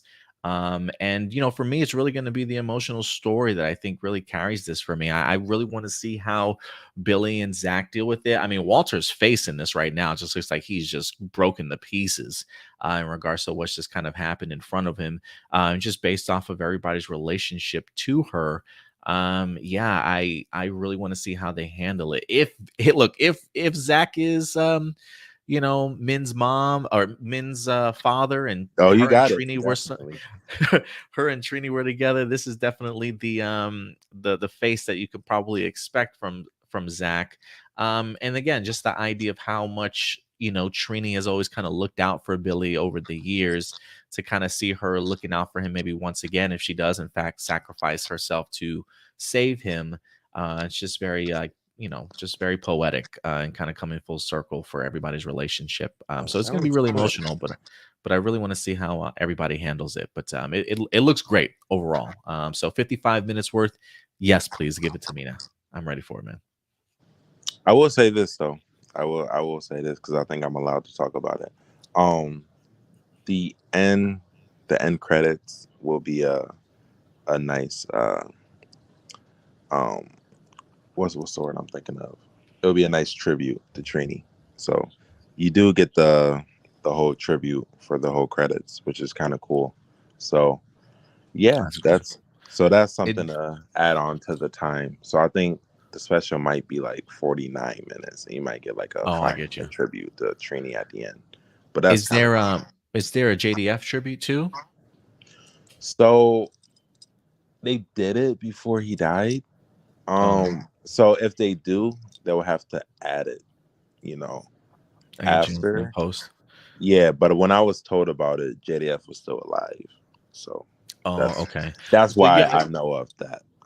so the way you're saying it is like it almost makes me think like, is this like like collages and photos and stuff of Toy Trang and stuff as Trini and like behind the scenes stuff? Like, is that what they're going to be showing during the post credit scene that you're aware of? I don't know the full details, but I'm probably expecting something similar to maybe Chadwick Boseman and like Wakanda Forever. Ah, We might get something okay, like that, I okay, think. But yeah, gotcha. I just know there's a tribute to her. I hope there's one for JDF too. Like you kind of got to I add hope it so. at this point. It takes 2 seconds to do. I feel like Yeah, I'm sure they could probably edit something together real quick and put something together for him. yeah. Johnny says I'm still calling it Scrozzle creates Robo Rita. Yeah, man, give me. I still hope it's not only just Scrozzle, but I would love Machine Empire invested in here too somehow. But I don't know if we're gonna get that. But we'll see if Scrozzle pops his face up here or not. Um, Let me see. So Rob says I would also like to see Ryan being name dropped by Rocky. He did want to be a firefighter after all. We'll see, man. But yeah, I'm looking forward to this. This is coming together really nicely. So, guys, mark your calendar. If you haven't taken your day off work yet, please go ahead and plan on doing so. April 19th, once and always. Let us know your thoughts about the trailer in the comment section box below. Do you Go know? go reunion time, whatever they said. Yeah, man. Any I am kind of curious about your thought on this because in the Mhm. trailer, we do see Adam and Aisha on the screen wherever they Yeah, certainly might be at. But I also remember behind the scenes footage of seeing everybody kind of on set and things like that together. Do you know if Aisha and Adam actually make an appearance like in front of the group themselves, or is this all going to be done through communications? they do. They do. But the role is really limited for them too. So I Gotcha. don't expect too much out of them. But they do all like get their a scene together. So you know. But Pretty enough. the only thing is I still have no idea what this SPA thing is. Like Hmm. I don't know if they're supposed to be like SPD or if they're like in space. Like I don't know what's going on. That's still a mystery to me. So I'm excited to find out about that. Yeah, man, I would love to kind of see what they've been up to and how they help. I would assume allow us to eventually get to SPD. So yeah, I would like to see how, especially how long that they've been at it or like building whatever it is that they're putting together over there. So maybe we'll get some clarity. But do you think Catherine Sutherland has also talked about this being kind of an open ended ending to it in the sense that hey, if this maybe does do quite successfully, maybe the idea of them certainly returning, she never came out and actually confirmed or said that, but she did mention the idea that when it comes to the ending, it's kind of open ended. Have you heard any ideas of Hasbro maybe wanting to continue to roll with this if it's successful? Of course. There's gonna be another installment right after it. It'll be titled Cosmic Fury. I think you guys should check that out. I think Once and Always will be very open ended for potential Dino Fury season 3, guys. I think we might have to wait and see there, but I think David Yost, he might stick around and join some Furious Rangers. Hopefully, So but yeah, no, guys, definitely. it's a kind of I. So in terms of open ended, it's yeah, it's open ended. The Power Rangers way, if you catch my drift. But Mm, Cosmic Fury kind of like takes place after. So I feel like the open ended can just be interpreted kind to, of lead, Cosmic kind of Fury. lead into that. Yeah. So Gotcha. I think that's kind of like what the way they're getting away with it. I think that's how they're getting away with having an open ended because there's something else after. But I don't know. I've heard through the grapevines that, you know, if maybe maybe if it does well, there might be a potential for other specials. Now, I'm not sure if a season 31 or 32 is possible, but I've heard, they're kind of open to specials. So, Hmm. maybe we might get Men's Story continued. Who knows? Yeah. There's a curly hair black boy on set somewhere, you know, doing hip hop keto in his pajamas. So I mean, I feel like, you might get a little new team of youngsters, the young Avengers, if you will. But I I like guess it. we'll see how it does. We'll see how it does. Yeah, I'm hoping it does successful, man. I don't know if the success, how much that would thwart Hasbro's reboot plans or what they certainly have for the future, or if they say, hey, you know what, a lot of people really love seeing this MMPR team. If there's a way that we can kind of continue this story separate from what it is that we're kind of doing, I am wondering if that's a track that Hasbro would even want to go down. But again, I don't know what their intentions would certainly be if they are 100% behind sort of like this reboot. But for me personally, if there was anybody to like to come out of this special that I can see them utilizing in the future if they really want to, I do think the idea of Min is a really great way to go. She's young, she's incredibly talented, not just performance wise, but also martial arts wise. If you need somebody to if she does incredibly well in here, if you need somebody to, I don't want to say carry a franchise, but maybe reboot or launch a past franchise off of, in a brand new way.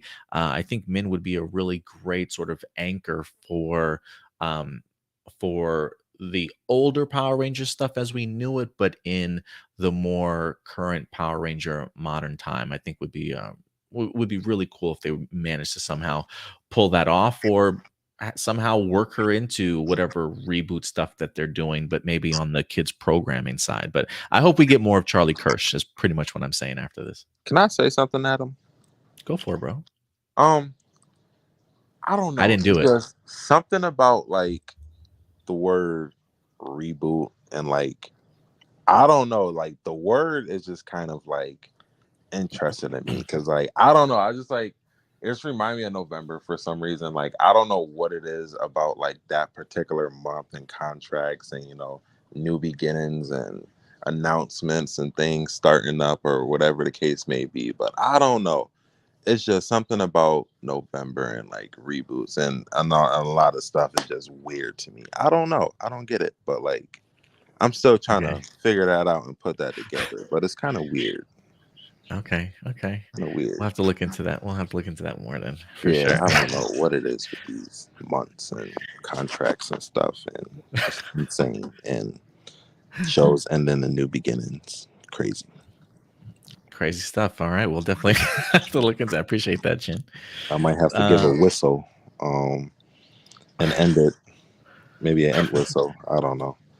But yeah, continue.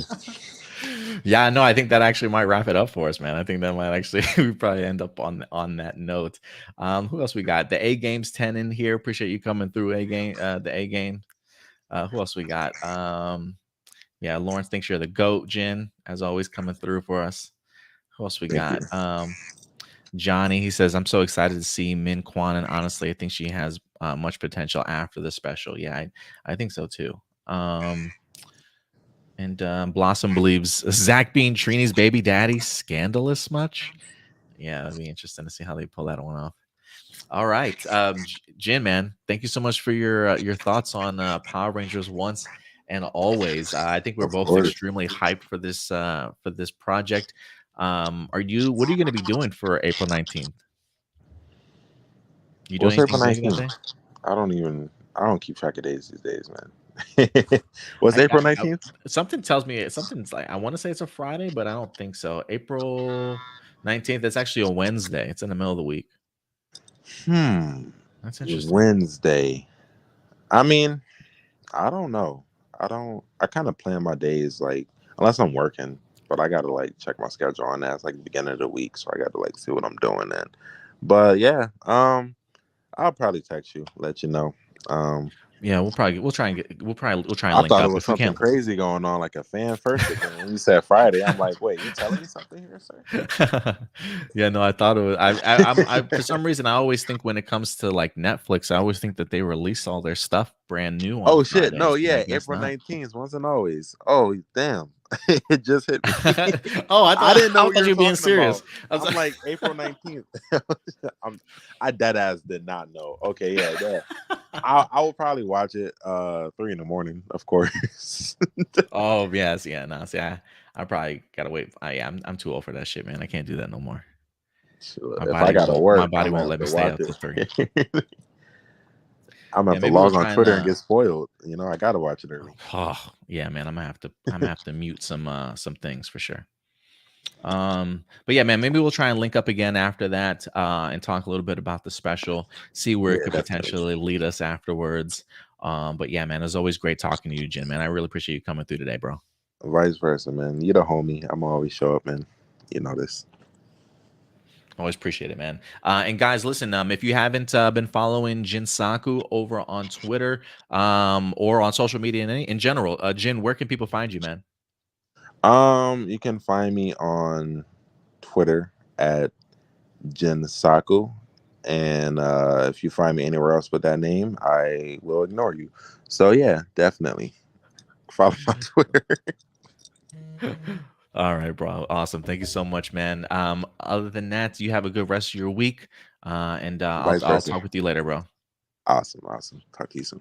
right. Take care, Jin. Awesome, man. Always good to have Jin on board, man. Always love picking his brain and getting his points of view and perspective on things. And maybe every once in a while, if we're lucky, he'll drop some tidbits of information for me. But yeah, guys. So we talked about it here. If you want to hear some of my other thoughts, really sort of in depth stuff, definitely go ahead and check out our Once and Always trailer breakdown and review video that we did over on our YouTube page, also. And I'm pretty sure we'll probably have some questions in the live viewer questions segment when we get there. So yeah, guys. What's Marcelino says, I would hope Hasbro to continue with more specials for other seasons. That definitely seems like it's a possibility. Whether or not they pull the trigger on it, we'll have to see how successful Once and Always is. But I feel pretty good about it. I feel like the trailer itself, I think if you go on YouTube, I think it's already over 1 million views. It was like trending number 1 or number 2 over on Netflix's YouTube page for quite some time. So, not just necessarily the Power Ranger fan base has gotten a hold of this, but the general audience has also. And I'm definitely seeing a lot of positive momentum surrounding it. So, continue that positivity, continue to spread the word of Once and Always. And if it's quite successful, who knows what Hasbro will certainly do in the future. But yeah, guys, go ahead and let us know your thoughts on the Once and Always trailer in the comment section box below. And with that out of the way, guys, that will wrap up our topic. And next up, I think we're going to get into our Star Wars bag a little bit more here. As this past week, it's been a roller coaster ride, man, for Star Wars when it comes to just drama. Losing a writer for a Star Wars movie that has not even been officially announced, gaining a writer for a Star Wars movie that has not even been announced as of yet, and potentially even more drama kind of unfolding behind the scenes. When I say Star Wars Celebration is probably going to be one of Lucasfilm's most pivotal events when it comes to their movie slate, this is probably as big as it gets in regards to having to build that hype machine for fans in regards to what the future holds, really outside of television. I think Star Wars on television right now hitting on all cylinders, with the exception of the bumpy ride that certainly was the Book of Boba Fett. But TV wise, Lucasfilm certainly knows what they're doing. It's really the film side of things that, as a Star Wars fan myself, I always expect to see Star Wars on the big screen. It's just something about the bombasticness, the being a part of that huge galaxy that really pops and does extremely well on the big screen. And as a fan, I really would like to see us get to that point again. And so let's go ahead and dive into this news. This is another topic that I did an individual video for earlier in the week. A little bit of a rant, had to get out some of my frustrations in regards to some of the news that's been going down when it comes to Lucasfilm. But for those of you who do not know, let's give you a recap as to what has happened here this week. As earlier this week, it was announced that Damon Lindelof, who has been behind the scenes working on a script for a Star Wars film, has exited the project. It says Lucasfilm's latest Star Wars production has hit a new snag. Writers Damon Lindelof and Justin Britt Gibson have exited the project ahead of the film's announcement next month. There is good news, however. The film's director, Charmin Obey Chinoy, remains attached to the project, so it still has its director. While at least one new writer has been selected to revise the script written by Lindelof and Gibson, and production is set to begin early next year. So this movie is happening regardless. It says, according to Above the Line, Damon Lindelof decided to exit their Star Wars project in the middle of February after delivering the first draft of the screenplay. Though the film's directors and production timeline is unknown, is otherwise unaffected, a new writer will be taking over. It says the replacement writer or writers were already internally circling the project as Lindelof were on the way out. The report comes from Jeff Snyder, who broke the first rumors about the project and covered multiple news updates on it subsequent months. It says the production timeline will remain the same and that the title and basic premise will be discussed next month at Star Wars Celebration. So we are going to be getting ourselves a report in regards to that. So Damon Lindelof has in fact exited, not before giving a interview with Slash Film at South by Southwest, who talked about the idea of, he says, I will just say that for reasons that I can't get into this morning on this day, the degree of difficulty to make a Star Wars project is extremely, extremely, extremely high. And he says, if it can't be great, it shouldn't exist. That's all I'll say. He does go on to say just a little bit more in regards to that, but you get the premise. He very much believes that it is very difficult to make a Star Wars movie. The difficulty is extremely high. And I am curious about the idea that this article states he was literally just a first draft. So it seems very much like he worked on the first draft, possibly maybe got himself some studio notes and maybe was like, you know what? Nah, this ain't for me. Maybe we're not on the same page in regards to how we're envisioning our Star Wars movie. So Damon Lindelof was out, but not to soon be replaced by none other than Stephen Knight. Stephen Knight is, in fact, going to be the brand new writer. This comes to us from Variety.com. Stephen Knight to write a new Star Wars movie after Lindelof and Justin Britt exit. He is the creator of Peaky Blinders. Stephen Knight is set to write the screenplay for the untitled Star Wars movie, and Charmaine Obaid Chinoy is still attached to go ahead and direct. The movie is expected to be among Lucasfilm's first Star Wars films since The Rise of Skywalker, and more information will be announced at Star Wars Celebration. Let me see here. So yeah, he's going to be joining on board. We got ourselves a brand new writer. People that have seen Peaky Blinders absolutely love it. He's done some incredible work also that I think people are really big fans of. And it should be interesting to kind of see, one, for me, just how much of the Damon Lindelof writing credits will still go to Lindelof, and really just how much of that first draft of a script that they certainly stick with. This movie is set to be aiming for a 2025 release. I don't know if that's necessarily summer or winter, but I'm sure they'll probably clarify it for us once we get to Star Wars Celebration. But Stephen Knight is on board now to go ahead and replace Damon Lindelof. The question that I have right now is he even going to make it to the end of this movie actually hitting theaters? Like when they have the premiere for this movie and they've got the red carpet, I am kind of curious if Stephen Knight will still be considered the main writer for this movie, the way that it's just been musical chairs over at Lucasfilm as of late. in regards to keeping a director or even certainly a writer on board. So that's the information that we've had this week. What I do find interesting, though, is despite this information being released, there is now more rumors about certainly what might be going on behind the scenes. Take these particular rumors, though, certainly as a grain of salt. But considering how everything has certainly happened when it comes to Lucasfilm and putting a Star Wars movie together, it's hard to not believe some of this stuff. So this comes to us from StarWarsNewsNet.com. Star Wars film rumors. 3 films to be announced at Celebration, one of them in an awkward place with more behind the scenes drama. So let's see here. So, starting with the more positive spin, Snyder is hearing that 3 new films will be announced at Star Wars Celebration.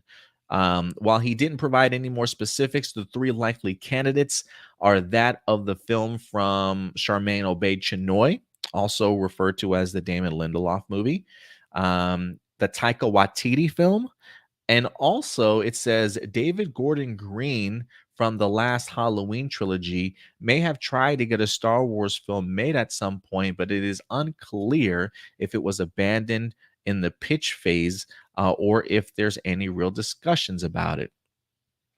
However, you may feel about that, there are some really upsetting bits coming up. He says, according to Snyder, he says Damon Lindelof and Justin Britt were blindsided by Kathleen Kennedy's hiring of Charmaine Obaid-Chinoy as the director for the film.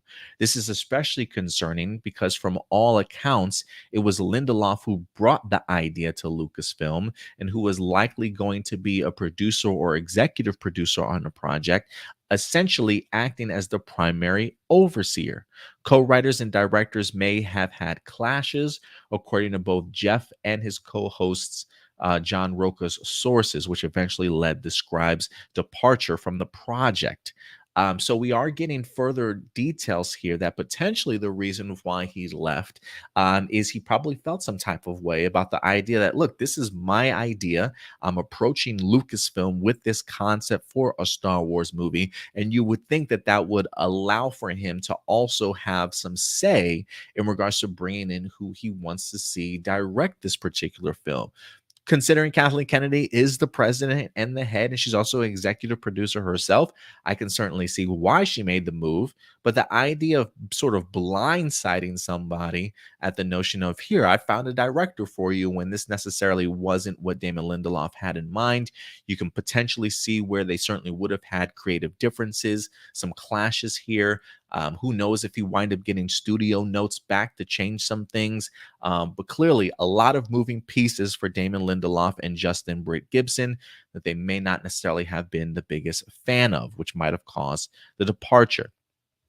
Says apparently, though, Lucasfilm was ready for that move, as they had Stephen Knight ready to pick up the project once the 2 turned in the draft. So even before seeing the first draft, it seems as though this might have been anticipated in regards to how they were going to react, and had somebody sort of in relief to kind of a pitch hit for them if they needed to, which according to Snyder wasn't the script draft, which according to Snyder wasn't in a very good place. It looks like it will eventually not matter, as Knight will be putting his own footprint, if we were to guess, on the film. But why the rush? Well, Snyder hears that Kathleen Kennedy is especially keen on putting out a film by 2025 because Disney has told her that her job depends on whether she meets that deadline.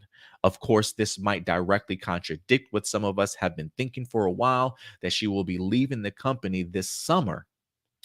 I would assume on her own volition. Yeah, it says after Indiana Jones and the Dial of Destiny premieres in theaters, but that's been speculative for the most part. So again, if you are choosing to believe these rumors, Kathleen Kennedy pushing for this movie to be released in 2025 is because Disney has given her sort of, I'm going to say the ultimatum, but has let her know, hey, your job kind of depends on this and you need to certainly meet this deadline. So, I have been very much under the impression that if Kathleen Kennedy is going to walk away or be fired from Lucasfilm, I've always been under the impression that she was going to retire sometime on her own this year after Indiana Jones winds up dropping. And maybe she's just right now in a position to go ahead and set up these movies, set up these television series for Lucasfilm, certainly in the future.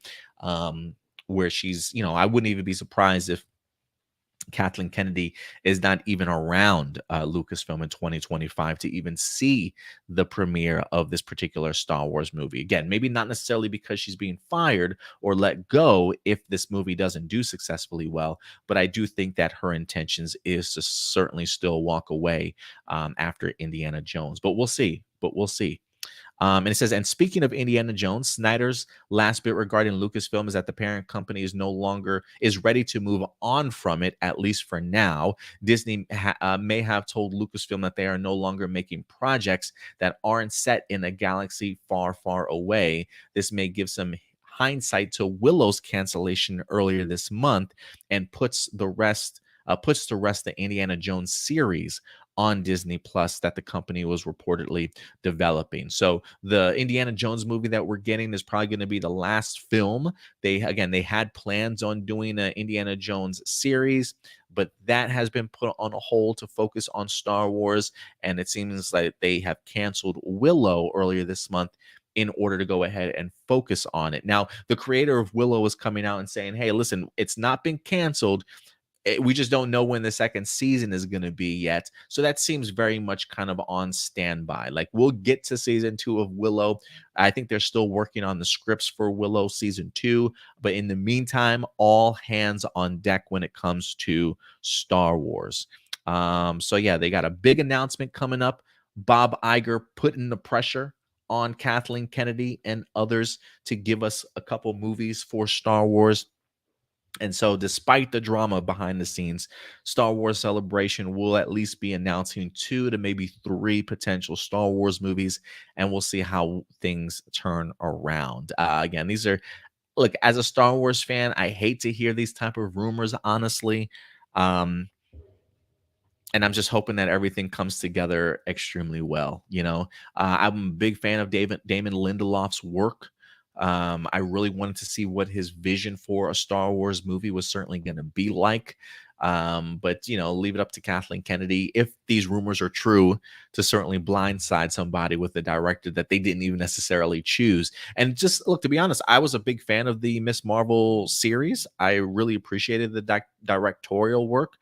So the idea of seeing them get an opportunity to do a Star Wars movie, it feels a little big for Miss Marvel series director, but we'll see. Kathleen Kennedy clearly has faith in this person. We'll see how things go along. And if anything, I'll be interested to see if the director's vision certainly matches up with Stephen Knight's vision, who is an incredible writer in his own sense. There is a sense of like Tony Gilroy vibes that I kind of get from Stephen Knight too, just based off of some of his work that he's definitely done in the past.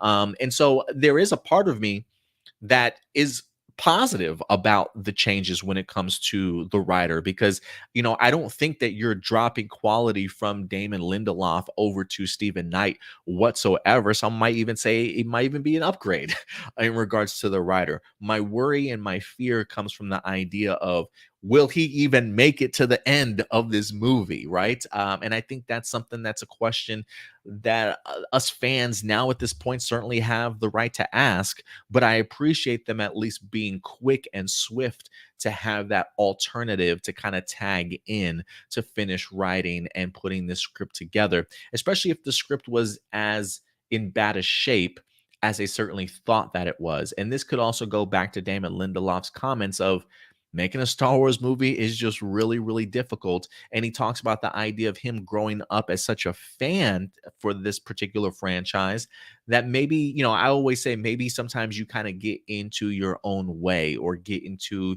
your own head and maybe can't necessarily put your best foot forward because you carry such resonance for this particular franchise. I do think it's something that certainly does happen.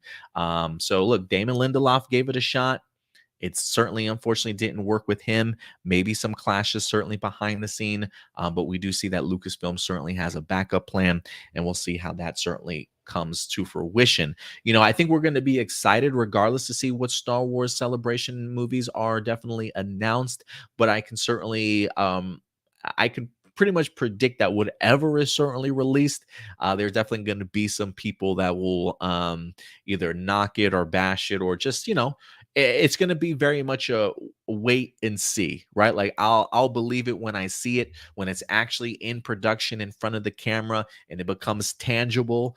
Then I'll certainly believe it. So the hype out of Star Wars Celebration may not necessarily be that big, but I do think that the hype for these films will certainly grow as they actually start getting in front of the camera. So we'll see what happens here, man. We'll see what happens here. But apparently, a lot riding on these movies to be quite successful, and they definitely need to be, because again, while Star Wars Television is doing an amazing job, Star Wars belongs on the big screen, and they definitely need to go ahead and pull the trigger and certainly make this happen. So we'll see if Kathleen Kennedy stays around and kind of see how some of these films themselves develop, and we'll see exactly how true some of these rumors definitely are or are not. But let me know your thoughts, guys, in the comment section box below.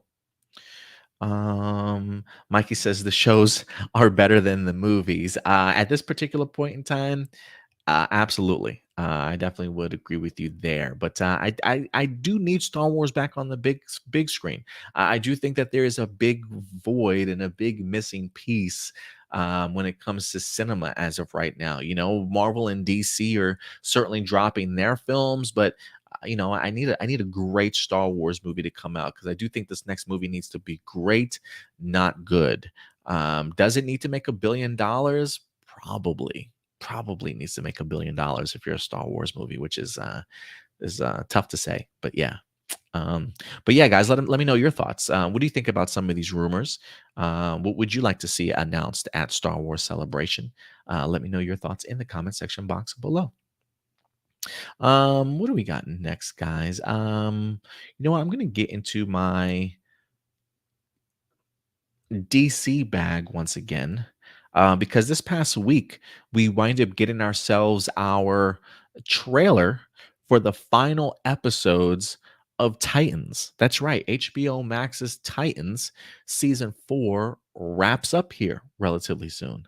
I wish I had the release date for these episodes. Let me see if I can find them again. Titans final episodes release date.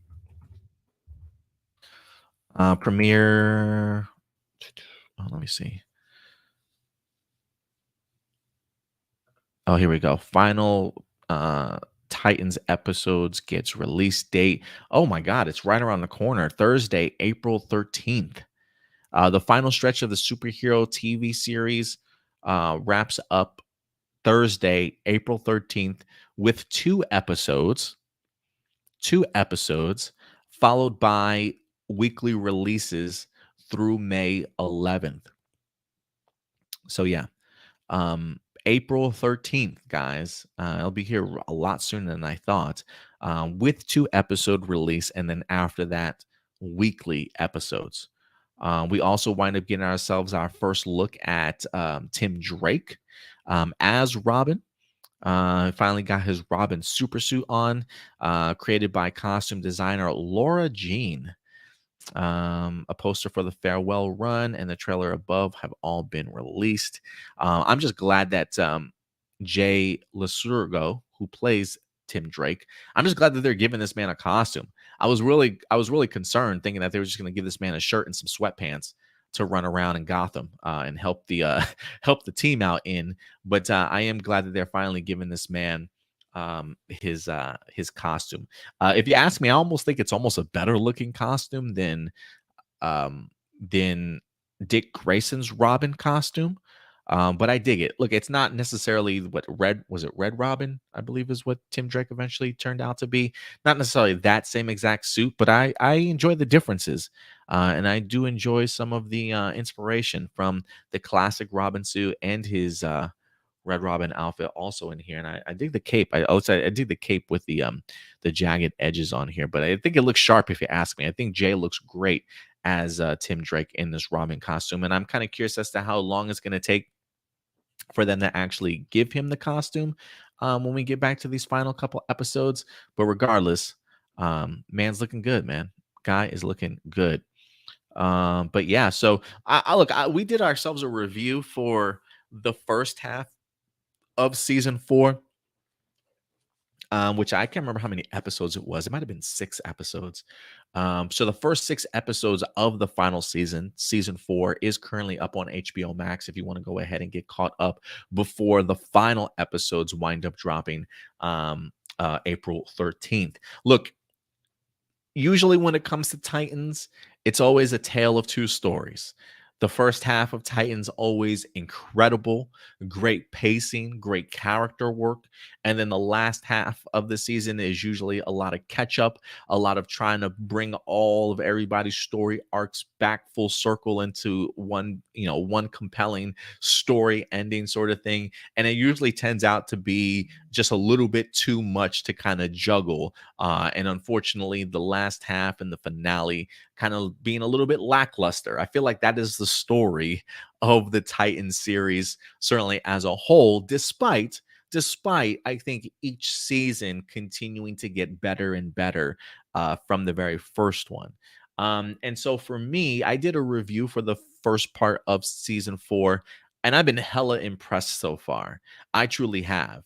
This trailer even got me more hyped for it. I'm a big Brother Blood fan, and have really been impressed with how they've brought Sebastian's sort of origin story to the forefront here. It has been as gory and as violent as I can remember a Titan series being.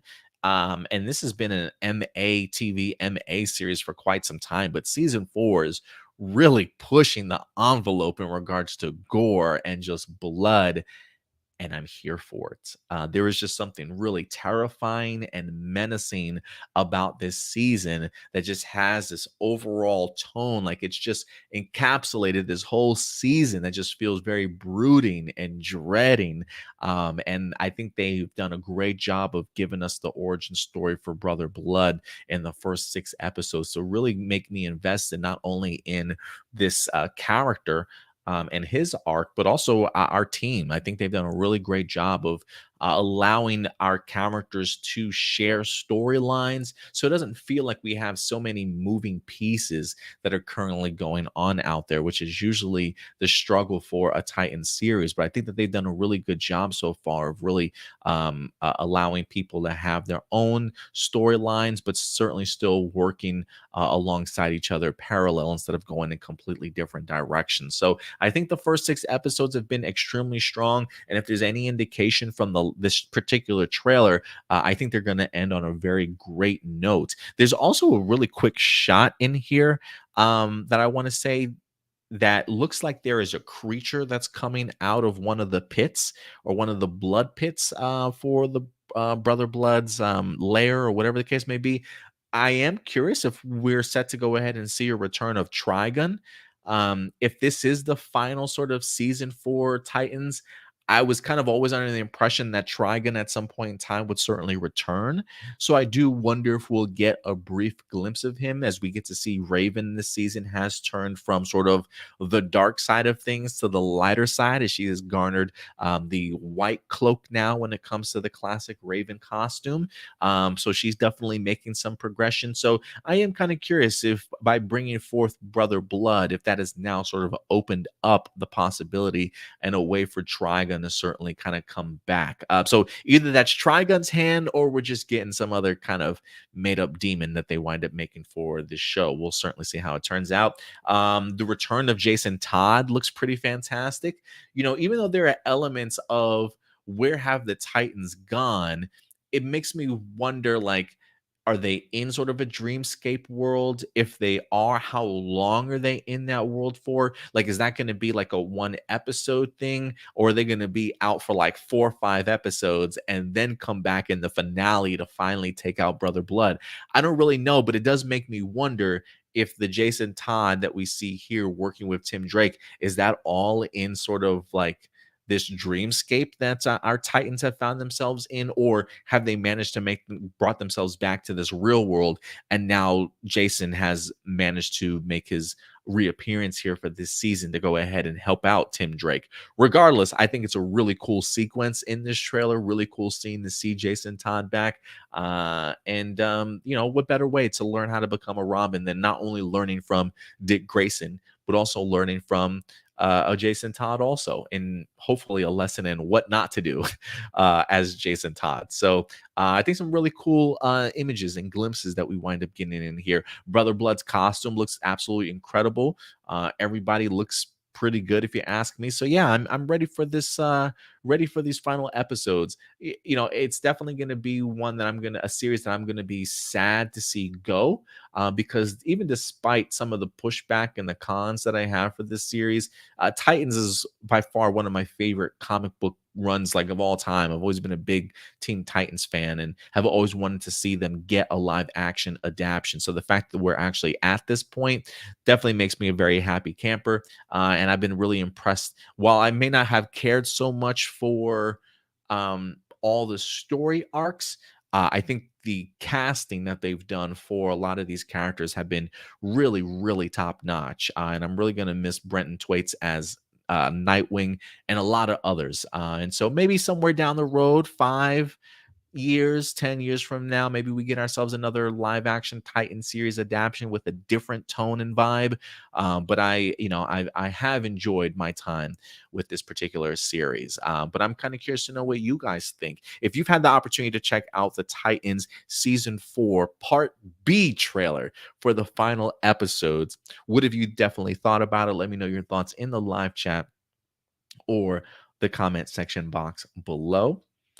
Mikey, what's up, Mikey? He says finally a Tim Drake Robin in the final season, though. Yeah, just yeah, unfortunately had to wait very long for that. And I honestly thought going into season 4 that he would we would get a time jump and maybe he was already Tim Drake as Robin.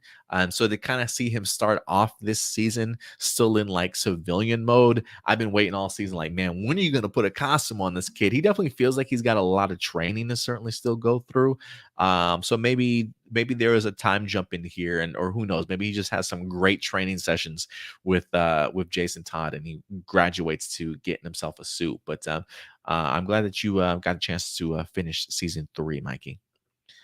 Marcelino, what's up? He says, how is it that you stuck around Titans bad writing but abandoned more competent and better shows as The Walking Dead, Agents of Shield, Harley Quinn, Bad Batch, Doom Patrol, Gotham, Batwoman, Luke Cage, Superman, and Lois? Well, one, I haven't really watched Harley Quinn so much. Well, I kind of explained Titans has always been for me like an anchor in my life. It's always been a comic book series that I've always collected. Whereas like Doom Patrol for me, I watched like the first 2-3 seasons or the first 2 seasons of Doom Patrol, but it wasn't like a staple for me. Bad Batch. I wouldn't say if I would say it's more competent or better writing than Titans. Harley Quinn, on one hand, yeah, everybody loves Titans. Harley Quinn, Agents of Shield, that's debatable for some people. I think a lot of us kind of fell off, but it definitely has its fan base. I'm not taking anything away from its fan base. Batwoman, yeah, you lost me after season 1, unfortunately.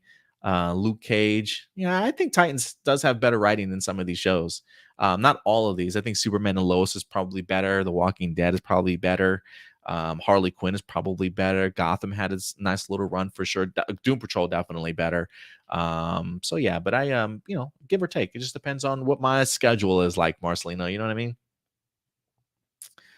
Marcelino says Tim Drake in the comics is inconsistent. First he's the Robin, then he becomes Red Robin, then becomes Robin again, then changes his title to just Drake.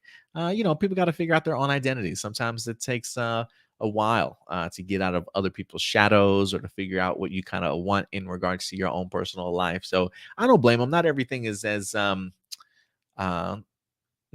straightforward in life, unfortunately. Marcelino does say, I wish Mother Mayhem's costume had more and not just all black. Yeah, it would have been pretty cool to see Mother Mayhem's costume significantly different. I did appreciate the staff that she was certainly utilizing in that. I thought that was a pretty badass staff. But yeah, she definitely feels, or at least looks like generic villain. You know what I mean? But yeah. But yeah, guys, let me know your thoughts in regards to the trailer for Titans season 4 final episodes. Are you pumped for it? Are you not really anticipating it much? Let me know your guys' thoughts in the comment section box below. And with that, guys, we got two other topics. We'll probably get through these relatively quickly, though. But we'll revert back over to the MCU and get into our Marvel Studios bag real quick.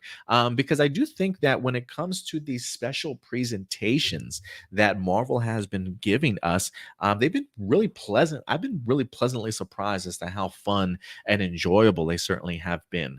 Last Halloween, we wind up getting Werewolf by Night, which is one that I've seen like 2 or 3 times already. Was a really big fan of that. Getting an opportunity to see, was it the Bloodstones kind of brought forth in regards to as characters for the MCU, along with Man Thing and the Werewolf. Just really cool to kind of see them introduced and to kind of give us more of that classic sort of horror vibes and element to it, if you will. So I thought the Halloween special worked out tremendously well. And then we also got ourselves a Christmas special by James Gunn for Guardians of the Galaxy, which again, I think for me is going to end up being very much a Christmas staple. Me and the girlfriend actually watched it twice last Christmas, one with ourselves and then one with her dad. Laughed hilariously the whole entire time. Definitely got some great chuckles and just some really heartwarming moments out of it. I think they did a tremendous job with the Christmas special. And so when Marvel Studios announces the concept and the idea of another holiday special presentation, I'm all on board. So let's go ahead and dive into this article here to see what character we could potentially be diving into. And it says here, Mephisto MCU special presentation reportedly being filmed. We've been waiting uh, eons for Mephisto to certainly pop up. I think a lot of us, since the beginning of Phase 4, have been watching every series, every movie, seeing symbols, looking at Easter eggs that certainly recommend or insist the idea that Mephisto is certainly around in some capacity or another.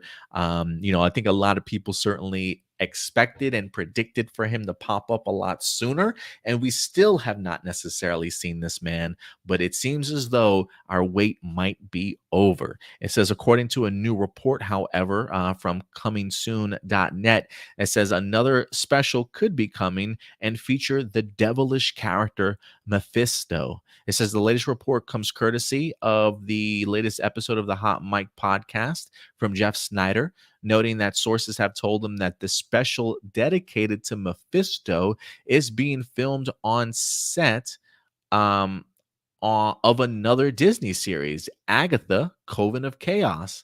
To add to that, Snyder also noted that Sacha Baron Cohen would be the one playing Mephisto. And I think we've talked about Sacha Baron Cohen sometime last year in regards to the rumors that he was in talks to be playing Mephisto. And according to Jeff Snyder, that certainly might be the case. This is what he says. He says, they told me there's a Mephisto special shooting right now on the set of Agatha, Coven of Chaos with Sacha Baron Cohen. It sounds like they may be doing his very own special. While not much else is known about the special, Cohen roles as Mephisto has been rumored for a couple of months now, going back to October, which we just went ahead and talked about.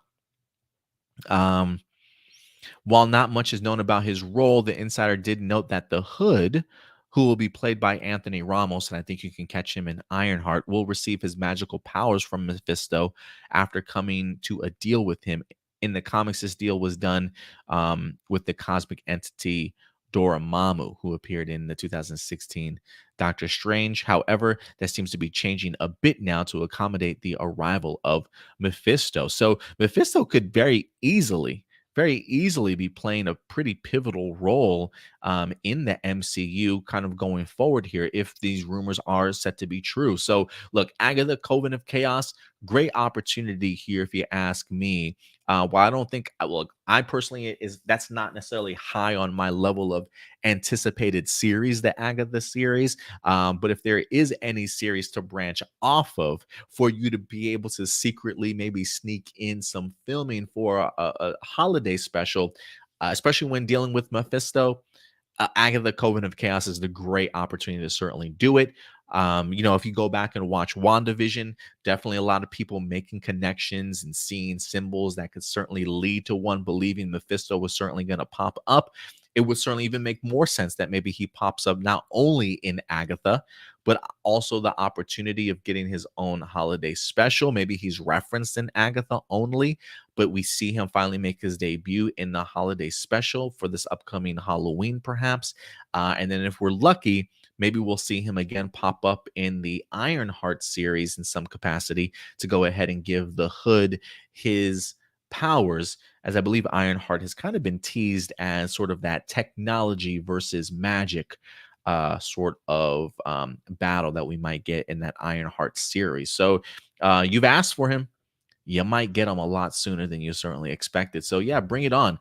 For me, look, when I think of Mephisto, I definitely do think like of the devil. This guy clearly a bad guy, an antagonist, certainly going to have his way. But I always kind of looked at him too. I don't want to say as a jokester or a prankster, but someone who could sort of have an evil, sort of twisted humor about him, if you will. And so I think somebody like Sasha Coa Baron, not only just looking like him, but I do think that he could certainly bring that level of balance. Because I've seen Sasha not only in just his Borat stuff where he's just off the wall, but I definitely have seen him in some very serious drama-filled roles and know that he's definitely got the range for being able to do that if he certainly wants to. So I think this is a great casting choice. And if these reports certainly hold true, great way to go ahead and utilize your time on the Agatha set to go ahead and film this and allow him to hopefully get some more screen time in the future in other upcoming series. And so that's definitely one that I'm going to keep my eyes on very, very closely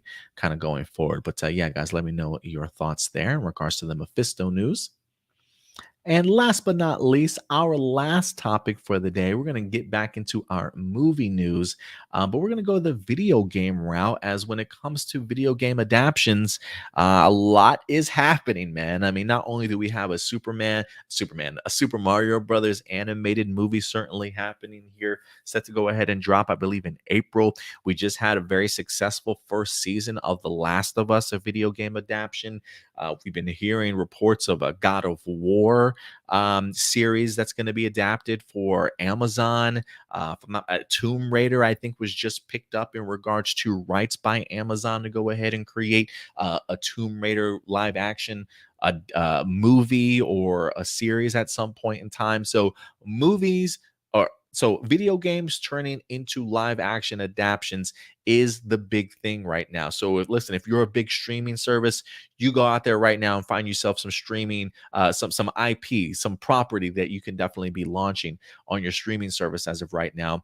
But one of the video games that have been rumored and talked about for quite some time of actually coming to the big screen is Gears of War. Absolutely love that franchise. If you are thinking of a franchise that would work extremely well on the big screen, Gears of War is potentially one of them, guys. So let's go ahead and dive into this article, as it seems as though this Gears of War movie has in fact found its writer. So when it comes to Gears of War, this comes out from Variety.com. It says Netflix Gears of War movie taps the Dune and Doctor Strange writer John Spaeths.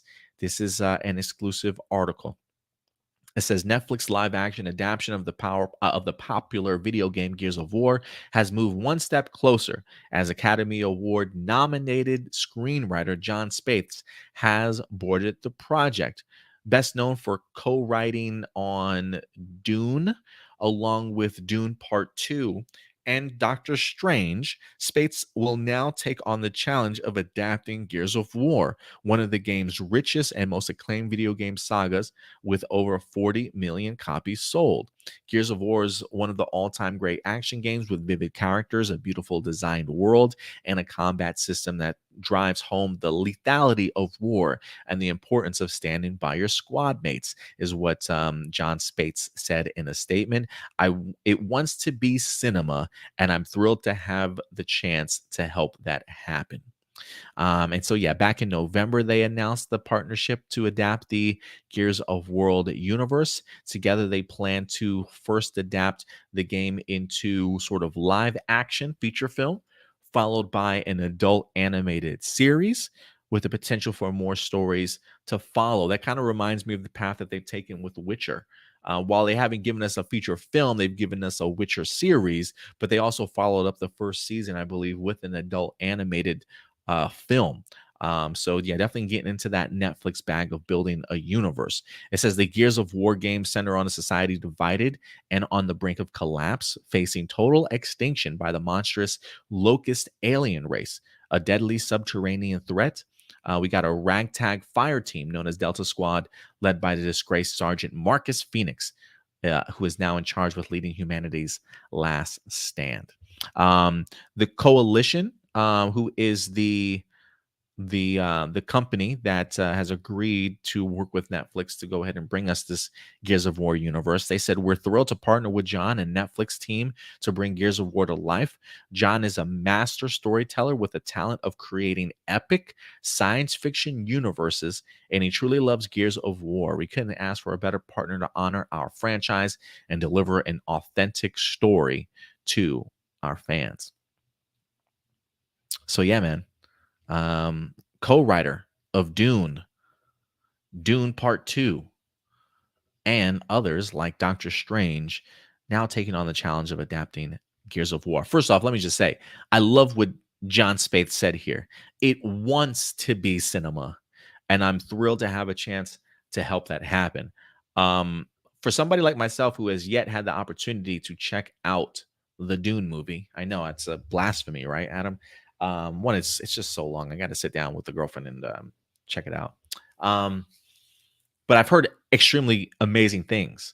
And if he is in fact the co-writer of the first one and now the second one, talk about the idea of bringing sort of a sci-fi novel to life in just the most epic form you possibly can. Dune was an absolutely gorgeous movie, and while I know he's not the director of that film, the vision for what the script certainly asked for was definitely there and definitely helped kind of bring that world and those characters certainly to life. And so when you've got so much lore that's kind of been built up in sort of this Gears of War world, if there's anybody that can kind of bring that to life, I do certainly think it's John Spates. So I do think this is a solid pickup for Gears of War. The coalition clearly believes in what John can certainly go ahead and create for this world.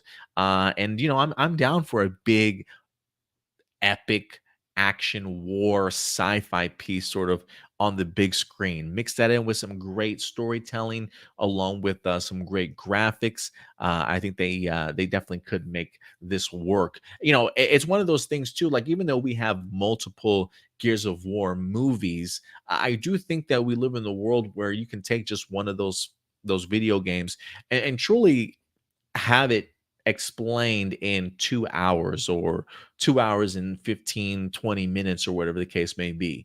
While I do think certain video games work better being adapted to television instead of say movies, I think in this regards, based off of the type of game that Gears of War certainly is, I do think taking a stab at it on the big screen is definitely the way to certainly go there. So I think this is a right move for them. They clearly know their IP, clearly understand what sort of type of media will certainly work best for them in order to really tell their stories to the general public here. And so yeah, I think they got a lot of great things happening behind the scenes right now for Gears of War movie, and a great step forward in landing this writer. So no release date yet on when they plan on releasing this Gear of War movies over on Netflix, but it is in fact happening, and I cannot wait to see how this goes. I look at there are when it comes to Netflix, Netflix is like the streaming service that has a lot of great original original film gems. I feel like they have just a plethora of content, sometimes maybe too much content, that you got to like really go through all of it in order to really find these solid gems. But I really am always impressed with what Netflix tends to do, whether that be from the series side for their original series type of stuff. And they've been making some pretty impressive Netflix movies also. Some trash ones, don't get me wrong, they're not all great. But Netflix definitely has been making some great movies as of late. Some Oscar nominated. Not to say I think Gears of War will certainly be Oscar nominated, but a lot of attention and love certainly going to a lot of these movies. So we'll see what Netflix and John Spates can certainly do with it, guys. But let me know your thoughts. Now that you hear that they have definitely found themselves a writer, what's your level of excitement for the Gear of War movie? Definitely go ahead and let me know your thoughts in the comment section box below. All right, guys. And I think with that out of the way, that will wrap up all of our main topics for the day. So thank you very much, guys, for certainly coming through for us. And thank you very much to Jinsaku also earlier for coming through for us today. It was always great to have you as a guest, man. But as of right now, I think you guys know what time it is. Time for live viewer questions. As we get into your guys' live viewer questions for the day. And for those of you who have always wanted to know, how do I go about submitting a question in? I'm glad you asked, guys. So every week, anytime after Wednesday or Thursday, I'll go ahead and post a live viewer question post. All you have to certainly do is go over to our main YouTube page, as you see right here. Feel free to click on that community tab. And again, usually Wednesday or Thursdays, any day after that. It could be a Saturday night for all you know. Once you get to that community tab, there will be a live viewer question post for that week. Feel free to go ahead and submit your question over, and we'll definitely tackle your questions on air. For questions that we don't necessarily get to answer live on air, we'll definitely go ahead and tackle in a separate video that will usually drop on Monday or Tuesday for you guys. Let's see here. Newest comment first. So let's go all the way down. Let's scroll and see what you guys got to say today. We got Jackson Peterson in the house. What's up, Jackson? Not to be mistaken for Peter Jackson. So I get to pick one in here. Okay. So I can either answer what were some films that were box office bombs that you would have still wanted to get a sequel to? And correct me if I'm wrong, but why is it that there haven't been any films that have continued on despite the box office failure? There are films that have failed at the box office, yet they still had excellent reviews by critics. Or you know how in some shows or films that there are characters that are often being bullied and tormented by other people? Do you think that the actors who play victimized characters like that, they should understand or told during the table reads not to be personally affected by the insults that the characters are going through? I mean, I guess I'll answer them both real quick, Jackson.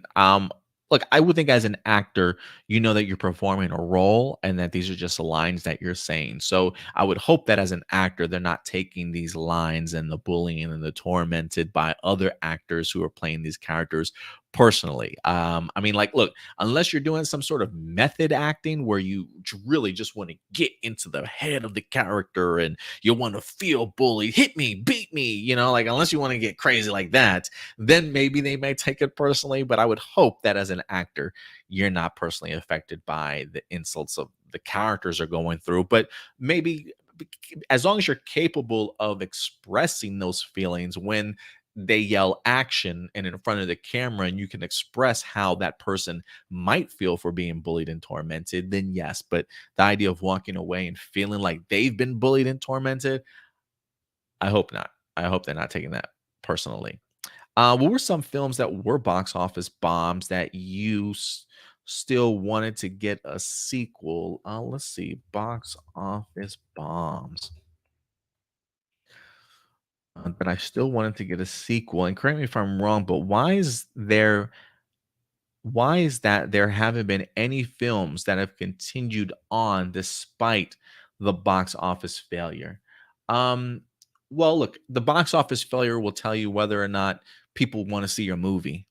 And if people didn't want to see your first one, there's no reason for them to come back to see a second one, right? Like you got to go above and beyond now to kind of convince people why they should see the second one when a lot of people didn't even go out to necessarily see the first one. Could you do a better job? You probably could do a better job, but people aren't going to want to waste their money. I mean, going to the movies these days is just so incredibly expensive. If the movie flops, and that's just another bigger financial risk, right? That the studios certainly are going to have to take. So, if a company already spent $100 million to make a movie and people barely came out to see it and it was a box office flop, the studio's not going to want to go ahead and spend another $100 million in order to try and make another successful film when people didn't even want to go and see the first one. So, when it's a financial flop, or movie just barely sort of breaks even, there's a reason why we don't see sequels to those particular films, or why studios at least give a lot of hard thinking about, should we do a sequel? Should we not? Sort of thing, because they're investing a lot of money to go ahead and put these movies together. So not only would you have to invest in the money to put the movie together, but then you probably have to work extra hard and put more money towards marketing to be like, we're going to get it right this time. You're really going to want to see this movie. It's just, yeah, it just doesn't, financially, it probably doesn't make any sense for them. So that's probably why you don't see box office failures still getting a sequel. This is from independent.co.uk. 25 brilliant movies that bombed at the box office. Let's see here. What do we got?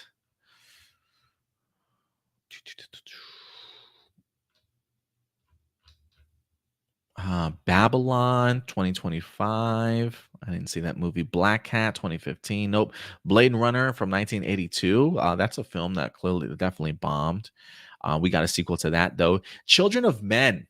Children of Men 2006, while it's now considered to be one of the best films of the 21st century, Alfonso Cuarón's dystopia thriller starring Clive Owen failed to make its money back at the box office in its time of release in 2006. That's a movie I definitely wanted a sequel to, Children of Men, but unfortunately did not get one. I thought it was a brilliant movie. Citizen Kane, I didn't know even in the early 40s that there was such a thing as a box office flop, but yes. What else we got? Clockers, 1995, Deepwater Horizon, 2016, Donnie Darko in 2004. Yeah, I don't know if there's a sequel after that or not. Event Horizon, 1997, Fablesman, 2022. I haven't seen Fablesman. Fight Club. I didn't know Fight Club was actually a financial flop. I don't necessarily know if I needed a sequel to Fight Club, but I probably would have taken a sequel to Fight Club for sure. Hugo, the 2011 Martin Scorsese film. The Insider, The Iron Giant, probably should have definitely gotten itself a sequel for sure. A Wonderful Life, a great Christmas movie, but that flopped at the box office also. Mulholland Drive, David Lynch's head scratcher, is considered to be one of the greatest films of all time, but it was so hard to market that it failed to make back its $20 million budget. Mulholland Drive would have been cool as a sequel, if anything. Man on the Moon, I love that movie with Jim Carrey. I'm surprised that didn't get a sequel. Here you go. Scott Pilgrim versus the World. Edgar Wright's latest film, The Last Night in Soho, flopped at the box office, but it wasn't the director's first taste of disappointment. In 2010, Scott Pilgrim was a box office bomb. I want a sequel to that now. I love Scott Pilgrim. I could definitely go back to one of the films I've watched so many times, I've lost track, honestly. Shawshank Redemption was a bomb. I didn't know that. My goodness. So yeah, those are some. Again, that's just 25 brilliant movies that were box office flops. So I'm just using that as a reference. But you can use. I'm sure there's other movies out there for sure. Marcelino, why did the production team of Supergirl change the color of Kryptonian heat vision from red to blue? That's a good question.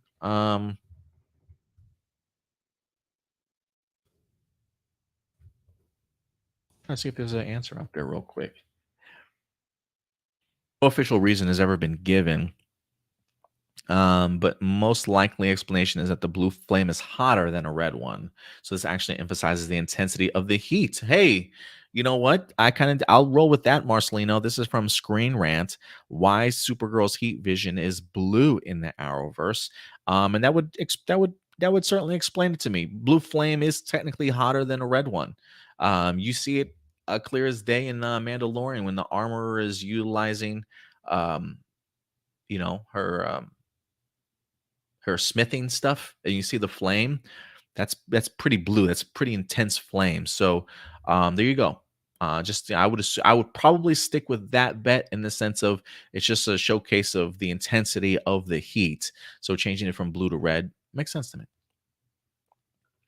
Um, Michael, did you know that during the making of Power Rangers Turbo, the movie, when also St. John returned, some of the original plan was to have Jason return as an MMPR Red instead. Austin wanted to be evil for a change. What would you think if Jason did morph into MMPR again, Red again during the Turbo movie? And could this even be how he later returned for Forever Red, knowing that in season 2 of MMPR, Jason, Zach, and Trina's power were duplicated to Rocky, Aisha, and Adam? First off, I did not know that. So that's actually pretty cool tidbit of information. What would you think if Jason did morph into MMPR Red during the Turbo movie? And could this even be how he later returned for Forever Red? Possibility. I think it would have been pretty cool to kind of see like that classic MMPR costume within the Turbo movie. So I wouldn't mind have seen that. I wouldn't mind have seen it. Nicole Robertson. Have you seen the new set photo of the villain Kingpin as a young child in the 70s? Yes, I have seen those for the upcoming Daredevil series. And what do you think of the original Netflix series when it first came out? And other MCU characters you'd like to see a cameo in the new Daredevil series? So yes, I have seen the set photos, kind of going back as a flashback to the 70s to showcase Kingpin as a young kid. I'm assuming that's probably going to be like a whole episode story. We've got 18 episodes here, so it's going to be an epic first season. Kevin Feige has already talked about the idea that these episodes are probably going to be a little bit more episodic than serialized. So we might get sort of, you know, um, close-ended episodes that deal with sort of maybe like an adventure of the week or like a one particular story that's kind of being told for that episode, if you will. So I can see the idea of a Kingpin origin story certainly being brought to light. I could definitely see something along those lines definitely happening. I am wondering if in the Born Again series for Daredevil, if they highlighted a Kingpin story. Is that the Frank Miller? That is the Frank Miller one. I don't know if they ever did a Kingpin origin story or flashback in the comic book run of Born Again or not. But I wouldn't mind seeing it whatsoever, especially with Vincent D'Onofrio. Maybe he's narrating his story. Who knows? But I'm eager to see his return. Um, and I love the first Daredevil series. The second season was a little bit weaker for me, but the first and last one I think were really great. So it's certainly one that I miss, but I am really eager to see the return of a lot of these characters, especially Charlie Cox. I don't think that they would return to the Daredevil series if they felt Disney and Marvel weren't doing the character or the series justice. I think if they were taking the character too lightly, they may not necessarily return. And I think that speaks volumes also when we got the announcement of John Bernthal returning, right? I think him returning also speaks volumes as to how the MCU plans on treating some of these characters. Other characters I would like to see make a cameo in the Daredevil series. Man, I definitely want to see Jennifer Walters. I don't know if I would want to see her as She-Hulk though, but give me Jennifer Walters played by uh Tatiana Maslany. I would love to see her in here. Echo would be interesting to see if Echo pops in here. Um Spider-Man would be pretty cool. I don't think he knows Peter Parker anymore after the events of No Way Home. So maybe a small little team up. episode would be pretty cool, or so meet up with the web slinger in the middle of the night by accident or something like that would be pretty cool. So I don't know if they would have Tom Holland reprise his role or do some voice work or whatever the case may be, if it's just going to be somebody in costume. But I think that would be pretty neat. I think we're definitely going to get ourselves Punisher in here also. Um, so yeah, I think those are some characters I definitely would like to see. Again, we don't even know if like Karen or Foggy are going to be in this series. I personally would really love Foggy to certainly pop back up. Even if they're going to recast him, I don't know if he will be recast or not, but I would like to see them kind of pop up also. And I do wonder with 18 episodes if there's a way that they can maybe introduce sort of brand new characters. I think something like Stilt, was it Stilt Man? Is that a Daredevil character? Hold on. Marvel Comics Stilt Man. Yeah, I think Stilt Man is a Daredevil character. I wouldn't mind seeing him kind of brought to life if that's even something they can do. Um, I'm trying to think of some other Daredevil characters.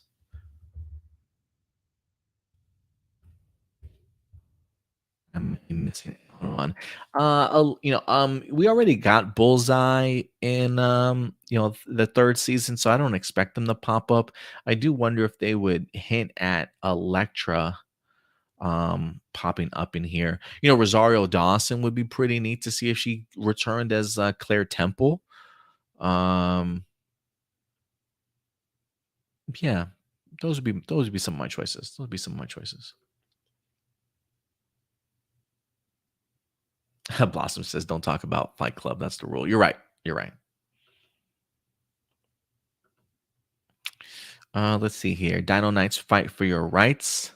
One of the shots in the trailer for the MMPR anniversary special, Once and Always, where we saw a wide angle crane shot of the four Rangers looking down a cliff, and only Zach and Billy took their helmets off. I think that's Jason, Tommy, and Kimberly behind them, which maybe we can get ADR from Austin and Amy.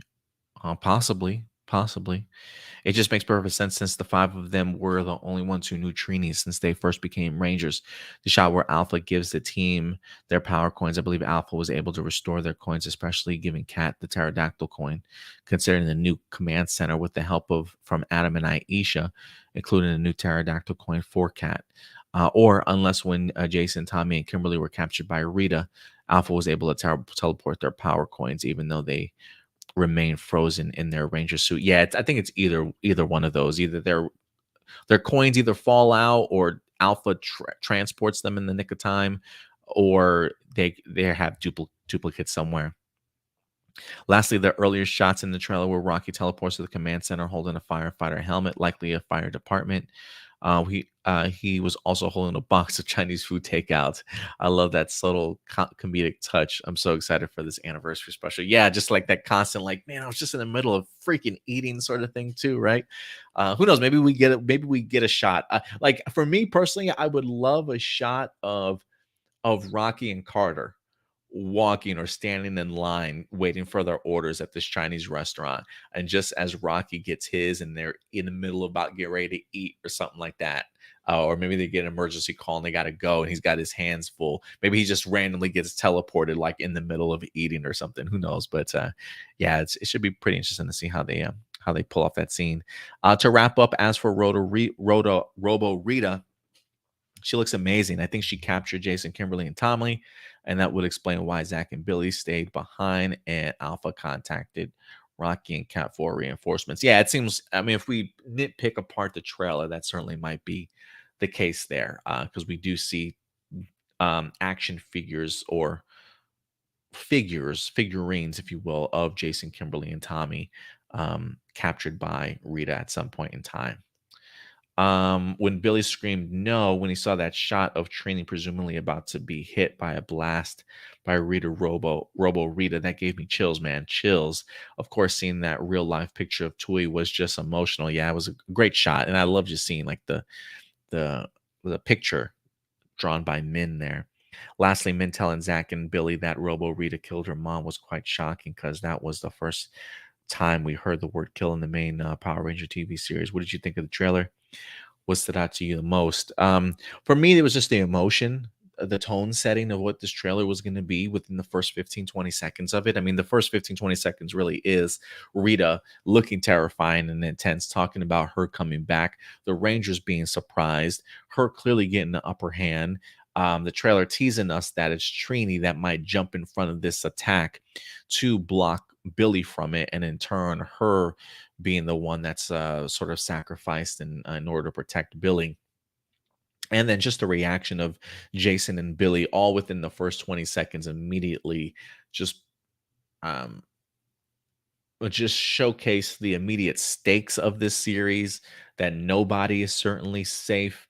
And it'll be really interesting to see like what the message or the moral of the story certainly is when you have somebody like Min who's using words like kill and we have to destroy her, right? That concept of sort of seeking revenge.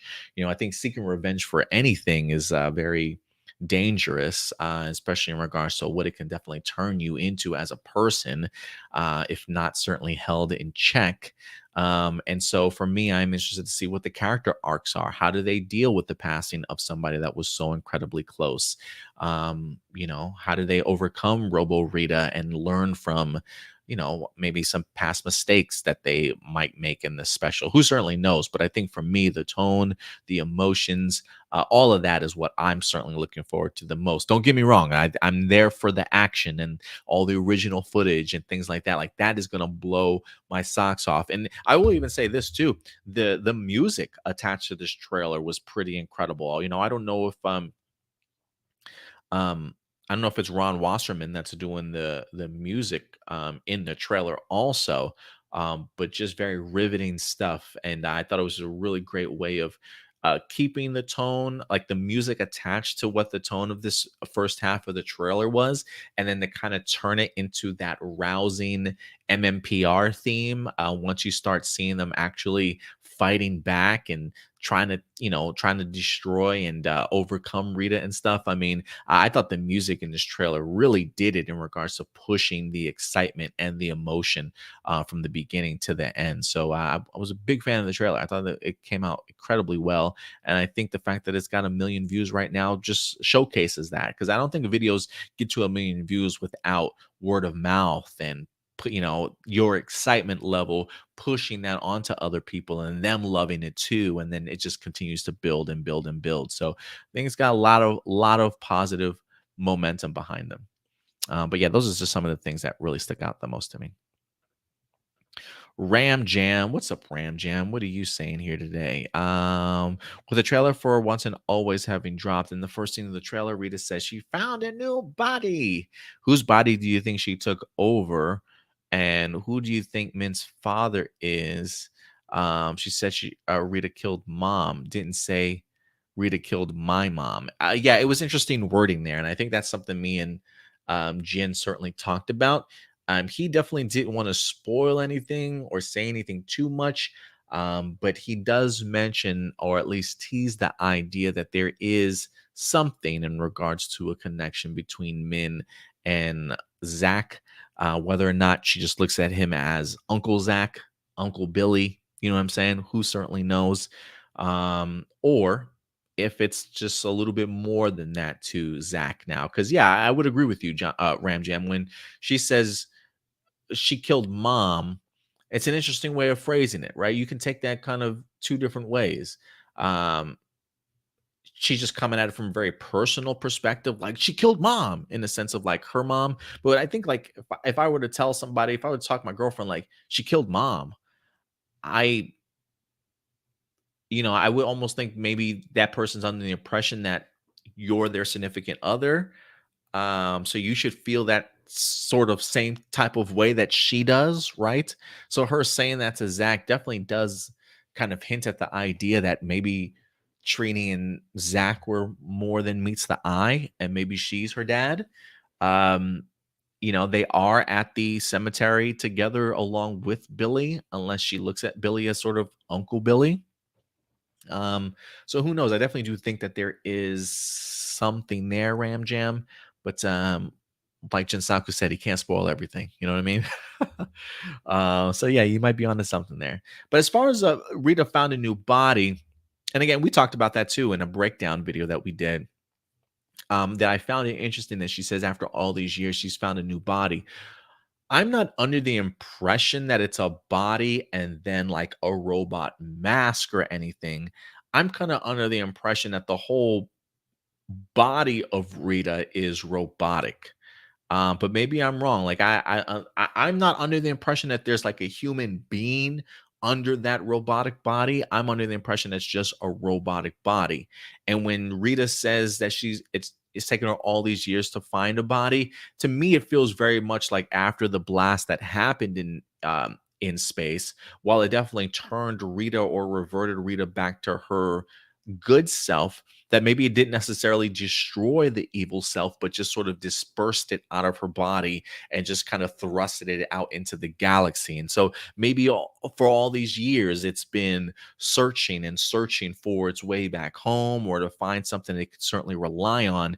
And maybe somebody knew of that and created this body in order to in order to, I don't want to say capture her, but to give her a host once again, if you will. So whether or not that's Skrull, whether that's the Machine Empire, whether it's somebody else, I'm under the impression that it's the power of her, that evil being, an embodiment that's kind of found a new vessel within this robot body. So that's my speculation, but I could be absolutely wrong in that regards, Ramjam. Adrian, I recall from a few months ago on social media that Simon Bennett said something about Cosmic Fury and the MMPR anniversary special being upscaled when it comes to the video quality for Netflix. So, what are the chances that perhaps the cliffhanger at the end of Dino Fury was reshot for Cosmic Fury to meet that requirement? Plus, maybe Zato's Ghost Ranger suit from the cliffhanger was also changed to his new Zenith Ranger suit. I think there's a reason for his new Zenith Ranger suit. I don't necessarily know if it's because of upscaling or not, but I think there's a reason behind that. We all know that both seasons of Dino Fury was originally for Nickelodeon. Both season 2 became exclusive seasons on Netflix, while still formatted for Nickelodeon. Thoughts on the possibility that Cosmic Fury reshot the cliffhanger to accommodate Netflix? I don't believe so. I think Cosmic Fury is just going to begin on its own. Um, Upscaled and visually, however that certainly might be. But I think Dino Fury is done. I don't know if they necessarily go back and reshoot the cliffhanger for Cosmic Fury. I think if anything, we'd probably get a time jump and Cosmic Fury begin at a completely different place than the cliffhanger, if you will. But that's just my belief. I could be wrong though. Adam Perea, how awesome is it that the MMPR special is just around the corner? Did you expect or not expect the trailer to show a Zord footage of the classic Dino Megazord? Pretty cool that Simon Bennett and his team were able to recreate the Zords. Does this tell you anything about the future of Power Rangers after the anniversary special and Cosmic Fury? I will say, um, I guess there's a part of me that didn't expect them to show Zord footage. Because literally, it was a part of me that just completely forgot about the Zord aspect of this film, like, or of this special. My focus has just always been so much on the cast, who's returning, who's popping up, who's Charlie Kirsch going to be playing, type of thing. I've been so focused on the story and the characters that I completely forgot about the Zord aspect of this. So yeah, I was not expecting the Zord footage in the trailer, but was definitely a welcome surprise. And as far as this tell me anything about the future, look, one thing that I'm realizing more and more and noticing, at least on social media, is how well received this MMPR special certainly is. Not so much for a nostalgia factor of like, oh man, these characters are coming back, but there is something about the originality of this special and even Cosmic Fury that I think people are really excited for. When you learn that this story isn't being adapted from Super Sentai, there's no shots in here from Super Sentai. Everything that you're going to see here is going to be all original. There is a big level of excitement happening behind that. And this is the parade, um, or at least I should say, this is the creative goodness that I have been pushing for years. When there was the whole debacle of, Hasbro and Toei's split ways, right? And, hey, they're never going to use Super Sentai footage ever again. There's a lot of pushback about the idea of how are you going to do Power Rangers without Super Sentai? Trust me, I get the pushback. But one of the things that I always used to say is this would benefit Power Rangers so significantly more in the sense of just allowing the creative handcuffs to be taken off, not just from a writer's perspective, but also an action choreographer's perspective. You don't have to match up with how a fight scene looks. You can literally have the freedom to create what you want. Same thing from the special effects perspective. Granted, you're probably going to be having to put more money towards things, but now you get an opportunity to create what you want to create and allow it to be your own original footage. And I think now that people are starting to see Cosmic Fury, the MMPR once and always anniversary special kind of coming together, that excitement for originality that we've been screaming to the high heavens for the past 2-3 years is sort of now being realized. And for me, that makes me feel really good that people are giving Power Rangers originality sort of the chance to definitely prove itself. Um, and I think as we get further along into this relationship with Power Rangers and Netflix, we'll definitely see that envelope pushed a little bit more. But I do think that what it tells me for the future of Power Rangers is that you can definitely do a lot and be quite successful with doing things for yourself, without having to rely on footage. As much as we love when Super Sentai gets adapted to Power Rangers, there is a world where you can be successful and have a lot of hype and enjoyment behind the idea of Power Rangers just being original. And I think that's what a lot of the fans are showing us right now. Power Rangers Legacy. Andros was awesome as a Red Ranger. Had a tragic backstory to when his first friend Zane was severely injured during a huge attack on their home planet. Was a loner before and after Turbo Rangers joined him after putting Zane into a coma and after almost losing him. His sister Corone was kidnapped when they were kids. Was heartbreaking, and both of them wanted to be Power Rangers when they grew up. Andros was the first Red Ranger shown on screen to create and repair all the Ranger gear and morphers in the megaship. After learning Astronema was Corone for the first time, he never gave up on saving her, even when the team doubted she could be changed back after her second brainwash. He was the expert of living in space and still allowed TJ to be the leader of the team instead of demoting him to just a standard ranger. And made an ultimate sacrifice when he had no choice but to destroy Zordon in order to save the world. What do you think of Andros, and what other Red Rangers were your favorites besides Jason? Jason, I don't necessarily know if he was like a favorite of mine. I always appreciated Jason for being an OG. But some of my favorite Red Rangers, definitely TJ. I was always a big TJ fan. TJ always came to mind. I actually kind of really appreciated Cole too. I think Devin was great. I loved I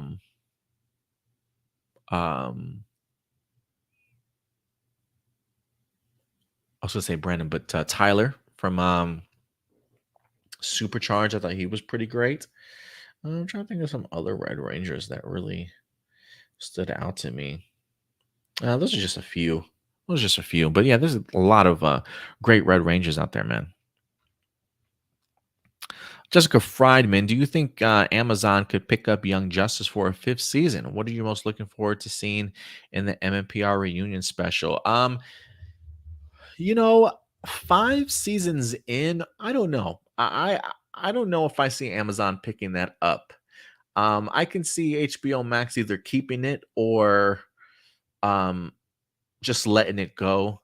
And I say, like, it's different when Batman Cape Crusader gets picked up because that's going to be the first season. You know what I mean? The idea of Amazon picking up a show that's like, what's this going to be, season 5, like 5 seasons deep? Probably not. I think if anything, you either keep it on HBO Max or you drop the season. So we'll see what they decide to do, though. As far as what I'm most looking forward to in the MMPR special, again, probably the characters and the story. Johnny Marrero. I guess if anything to add to that, I kind of want to see, and I don't know if this is going to be answered in a reunion special, but I do want to see what the future of Min is going to hold. I am curious if they will tease the future of what might be in store for somebody like Min. Because again, while I even haven't even had the opportunity to see her on screen, martial arts wise, Charlie Kirsch is just hella impressive. If you've ever followed her on her Instagram page, she just gives me sort of that Jason David Frank vibe, in the sense of she's clearly more than capable. If she's as good as an actor as I'm hoping that she certainly is, it would be really cool to kind of see her help push Power Rangers into sort of the next generation. You know what I mean? So I would like to see maybe more of her. I'll leave that up to Hasbro to kind of figure out what to do with somebody like her, but I would like to see more of her coming out of this special if possible. Johnny Marrero says, "Do you believe we could see more Min Kwan after the special? Honestly, she has more potential after this. Is it possible for Min Kwan to become the Yellow Ranger to avenge her mother's death in the special? I'm at least for the second part. I'm expecting that. I'm expecting her to eventually take on the Yellow Ranger outfit in this, whether it's with somebody's permission or against somebody's permission. I do expect to see her as the Yellow Ranger at some point in time. So yes. Do I believe we could see more Min Kwan after the special? I do. I do think there's a potential there. Um, it's really going to have to come down to what Hasbro certainly wants to do. How is this reboot going to be a full on reboot? Is this reboot going to be a quasi reboot? Look, you've got a great place in the sense of the multiverse to kind of play around with, right? Power Rangers has definitely dabbled in that aspect of other universes and stuff, maybe not them all connected to each other. So we could easily live in a world where Hasbro is really just creating another universe of Power Rangers to focus all their attention on, where they don't have to rely so much on 28 years of Power Rangers. But maybe in another programming, whether that be kids programming or an animated series or film in some capacity, maybe you do have Min from this reunion carrying on another team of Rangers in a kids programming sort of setup. Maybe you can have a multiversal adventure and find Min finds her way into sort of this rebooted world, if you will, and she carries on sort of the legacy of Power Rangers in whatever Jonathan Entwistle and Jenny Klein are certainly creating right now. So, I always think a fan's reception to things are certainly important, but I am kind of curious to see if any changes will certainly be made as this special is released. But we'll keep you posted. But I do think that there's definitely potential there. Hasbro certainly wants it. Blossom, do you think it's true that Bridge is on the spectrum like fans say? For the record, his quirks are attractive. My 10-year-old Pink Ranger Katie understands him pretty well since they both sort of neurodivergent. I can probably see that a little bit. He kind of reminds me a little bit of Billy from the 2017 movie at times. So yeah, Bridge may be on a spectrum for something. Francois, what's up, Francois? What other action films like Keanu Reeves' John Wick franchise did you find really fun and similar, like being its own thing? And any other franchises do you feel have a huge influential impact in pop culture and films in general? What other action films I would say The Raid immediately. The Raid is the first one that kind of comes to mind. In regards to big bombastic action flicks like that. When I think of John Wick and I hear people say, "Oh, the best action movie I've ever seen in like a decade," there's a part of me that's like, "Yeah, I might want to go see The Raid." But honestly, like John Wick 3, like for me, The Raid 2 has been like one of my favorite and best like action films since that movie was certainly released. And so I hold the Raid 2 to a very high regard. I think it's definitely there when it comes to not only story, but definitely action. And it really honestly wasn't until John Wick 3 that I thought to myself, damn, does the Raid 2 have some competition right now? So yeah, if I had to compare anything to the John Wick franchise action wise, probably the Raid for sure. As far as any other franchises, do I feel had a huge influential impact in pop culture films in general? I mean, there's a lot outside of like the MCU. Probably Back to the Future, Star Wars, um, franchises with pop culture influence. See what comes up on Google. 10 top, this is Watch Mojo, top 10 films with the biggest pop culture influence. Lord of the Rings, that's a good one. The Matrix for sure. Jaws, that's interesting. Pulp Fiction, the Harry Potter franchise, Psychos till this day. Yeah, that Marvel Cinematic Universe, the Godfather franchise. I have an offer you can't refuse.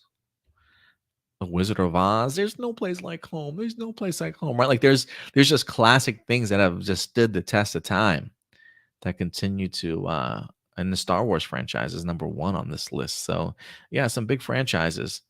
Star Wars, Godfather, MCU, Harry Potter, Matrix, Lord of the Rings. Yeah, man. All over the place. John Schuyler. What's up, John?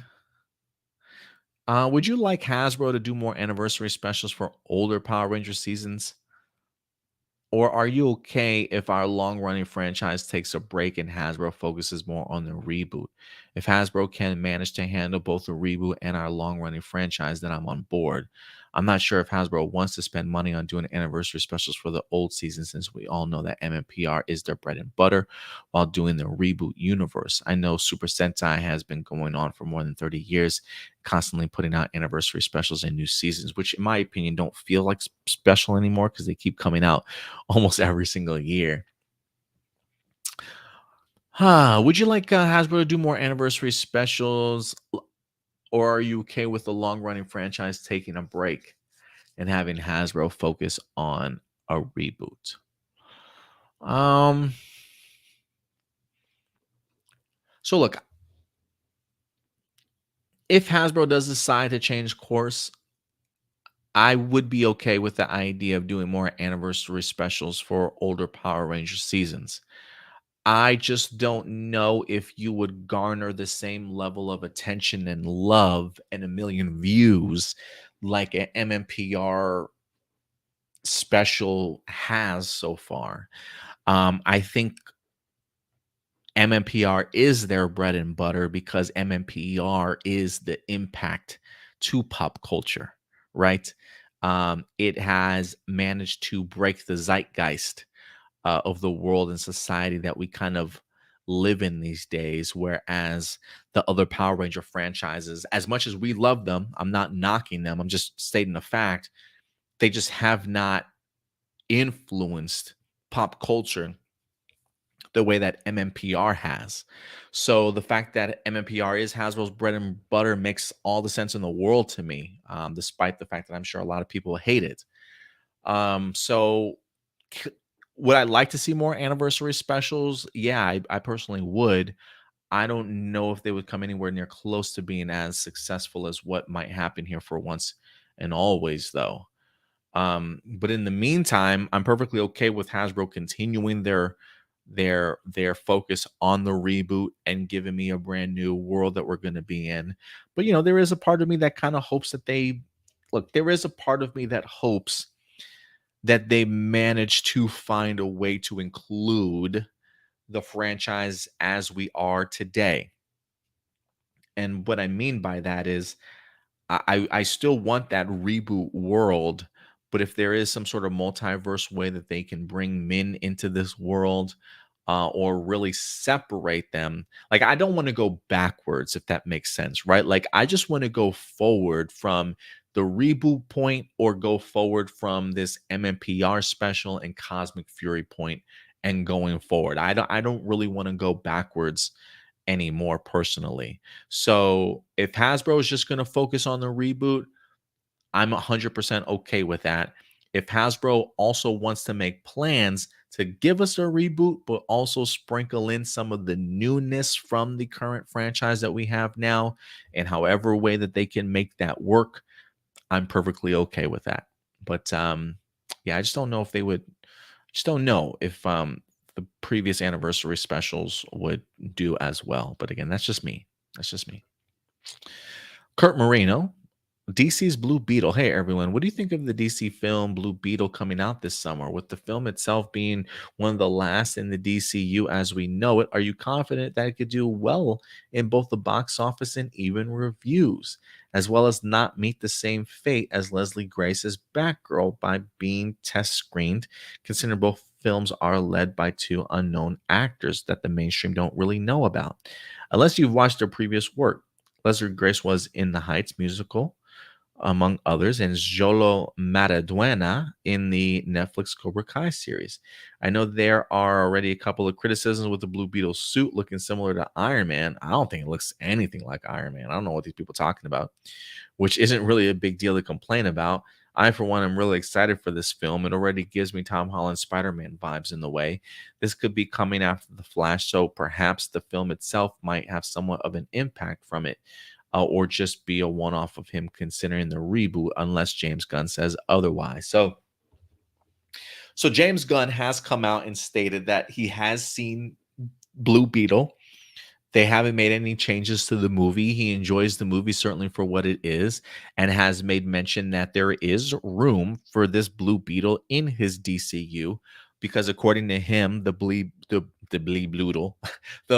Beetle movie doesn't really have massive connections to anything that came before in the DCEU that was run by Warner Brothers at the time. So it feels very much like its own standalone movie that could benefit from James Gunn's DCU if, again, this is a if people go to see the movie. So am I confident it'll do well in the box office and even reviews? No, I'm not. I'm not. Because people have already come to this perspective and this mindset of, well, what's the point? Why should I even see this movie to begin with? James Gunn is going to do something. But this is just to show you just how little people actually read articles and read interviews and hear what people are saying. Everybody's saying if you see this movie and you support it, there is a likely chance that this character will, in fact, pop up in James Gunn's DCU. He's not changing anything here. So if you like the movie, if you're interested in the movie, I would highly recommend go ahead and check it out. But unfortunately, as of right now, DC is in such a predicament where it seems as though all the odds are very, very much stacked against them. Black Adam didn't do very well. It wasn't very well received. A lot of people looked at it as just another generic superhero movie. Okay. On top of that, then I think a lot of us were expecting, hey, you know what? We can count and rely on the MCU to give us a great film in Ant-Man and the Wasp: Quantumania. That was another subpar movie, a movie that I enjoyed, but it's not the best that the Marvel or MCU has ever done, right? So mixed reviews there. So that's two back-to-back comic book movies that people are looking at and thinking to themselves, these are just standard movies. There's nothing special about them. And then you get Shazam, Fury of the Gods. So two subpar movies that really have not helped gain any momentum or level of excitement for the next upcoming comic book movie, which was Shazam, Fury of the Gods. So you've had two lackluster movies. People probably are like, Shazam, I barely saw the first one. Why should I even see the second one? James Gunn is doing something different with the DCU, right? So you've got all this negative momentum, or no momentum really building when you get to Shazam, Fury of the Gods. Nobody went out to see that film for whatever reason, certainly might be. Word of mouth, despite the mixed reviews, word of mouth hasn't necessarily been that good, despite people saying that have seen the movie. Yeah, I've been a fan of it. So again, mixed reviews for Fury of the Gods. It's probably one of the reasons why Jin earlier today mentioned him being worried about the Flash and even Blue Beetle. The Flash, I feel a little bit more confident about because the Flash is a household name. Yes, it has the Ezra Miller drama behind it, but it also has a lot of question marks in regards to um, the multiverse, the timeline of Flashpoint. How is this going to affect James Gunn's DCU kind of going forward? If there is any pivotal DC movie to see that I think people will see and push their differences aside for, it probably will be The Flash. So I am hoping that Blue Beetle benefits from that momentum that The Flash creates. But just based off of the world that we're in society right now, with review bombing movies that has nothing to do with a Zack Snyder led film. Just critics being a lot harsher on films these days, I think, maybe in the comic book side of things. All of that makes me worried, at least in regards to Blue Beetle. I just feel like for some reason in this world that we're living in these days, perfection is like the only source of success these days. It almost makes me feel like people don't want to go out and enjoy just an enjoyable, solid, good film. Maybe they don't want to spend their hard earned money for a movie that's not perfection, but it just feels like we've gotten to the point of treating these good, solid, enjoyable movies as though they are just trash these days and just do not even bother to go and see it or support it or tell anybody about it. And it's really worrisome for me in the sense that people feel like a movie has got to be perfect in order to just go out and enjoy the movies anymore. And so, look, all these movies I definitely want to give an opportunity to and go ahead and check out.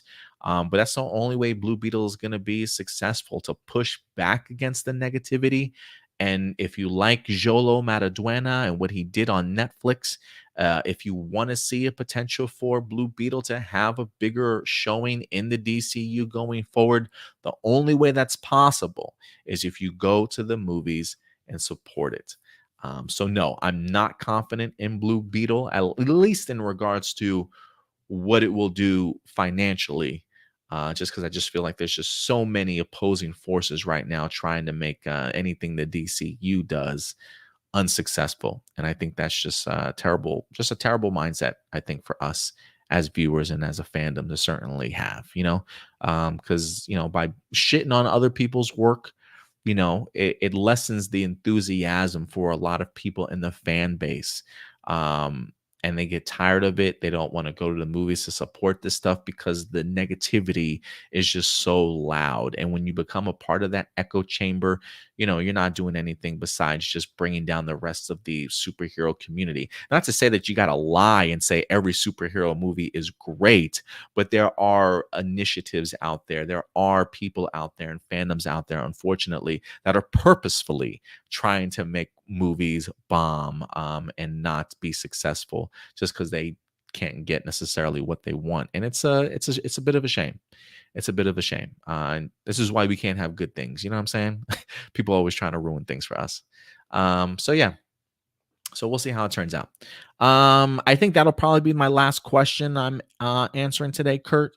If anything, Carter Matthews, all the way up to Jack Daniels, because it's 5 o'clock somewhere. So from Carter Matthews up to Jack Daniels. I'll definitely answer those in a separate live viewer question post for you guys.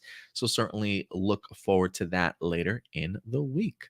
But other than that, that will wrap up our live viewer questions for the day. So thank you very much, guys, for certainly coming through with all those great questions this week. And we should certainly be back next weekend also. Now, next weekend is going to be WrestleMania weekend. There's going to be 2 days of WrestleMania, Saturday and Sunday. We definitely will be here Sunday early afternoon for you guys. So definitely stay tuned for us there. If anything, I'm going to try and work on a Mandalorian review for this week. I unfortunately was not able to knock one out and get one up on Thursday for you guys. I just had a crazy hectic schedule with having having to work at the office on top of just daddy duties out here over the past couple days. It's been got me running around honestly a lot. So I apologize for not having the Mandalorian review up and running, but that is something I will be working on tonight for you guys. So it'll either be posted later on today or tomorrow. Outside of that, we definitely have a plethora of other reviews for you guys coming this week. Superman and Lois. We got Gotham Knights. Not sure when The Flash certainly returns with brand new episodes, but once that returns, you can expect Indy with his Flash reviews also. And I'm sure we'll have additional content throughout the week for you guys as well. So if you haven't subscribed to the channel, please subscribe and also hit that like button, guys. It definitely does go a long way. But I think other than that, I think that's going to wrap it up for us here. So listen, if you want to follow us on social media, you can certainly go ahead and do so. We're right up here at A Plus Opinions, very active over on Twitter and Instagram. And our main page is our Facebook page. So if you want to be caught up on news, trailers, posters all throughout the week, check us out over on our Facebook page. You can also join our Discord if you like. If you're a big fans of sort of like the forum communities and things like that, join our Discord. There is a link in the description box below. We got a plethora of different topics and franchises that we certainly talk about throughout the week there. So you can certainly join us there as well. And again, if you want to find us over on Spotify, we do post audio and video versions of the show and all of our content, either same day or next day over on Spotify. So if you want to follow us there, you certainly can too. There will be a link in the description box below.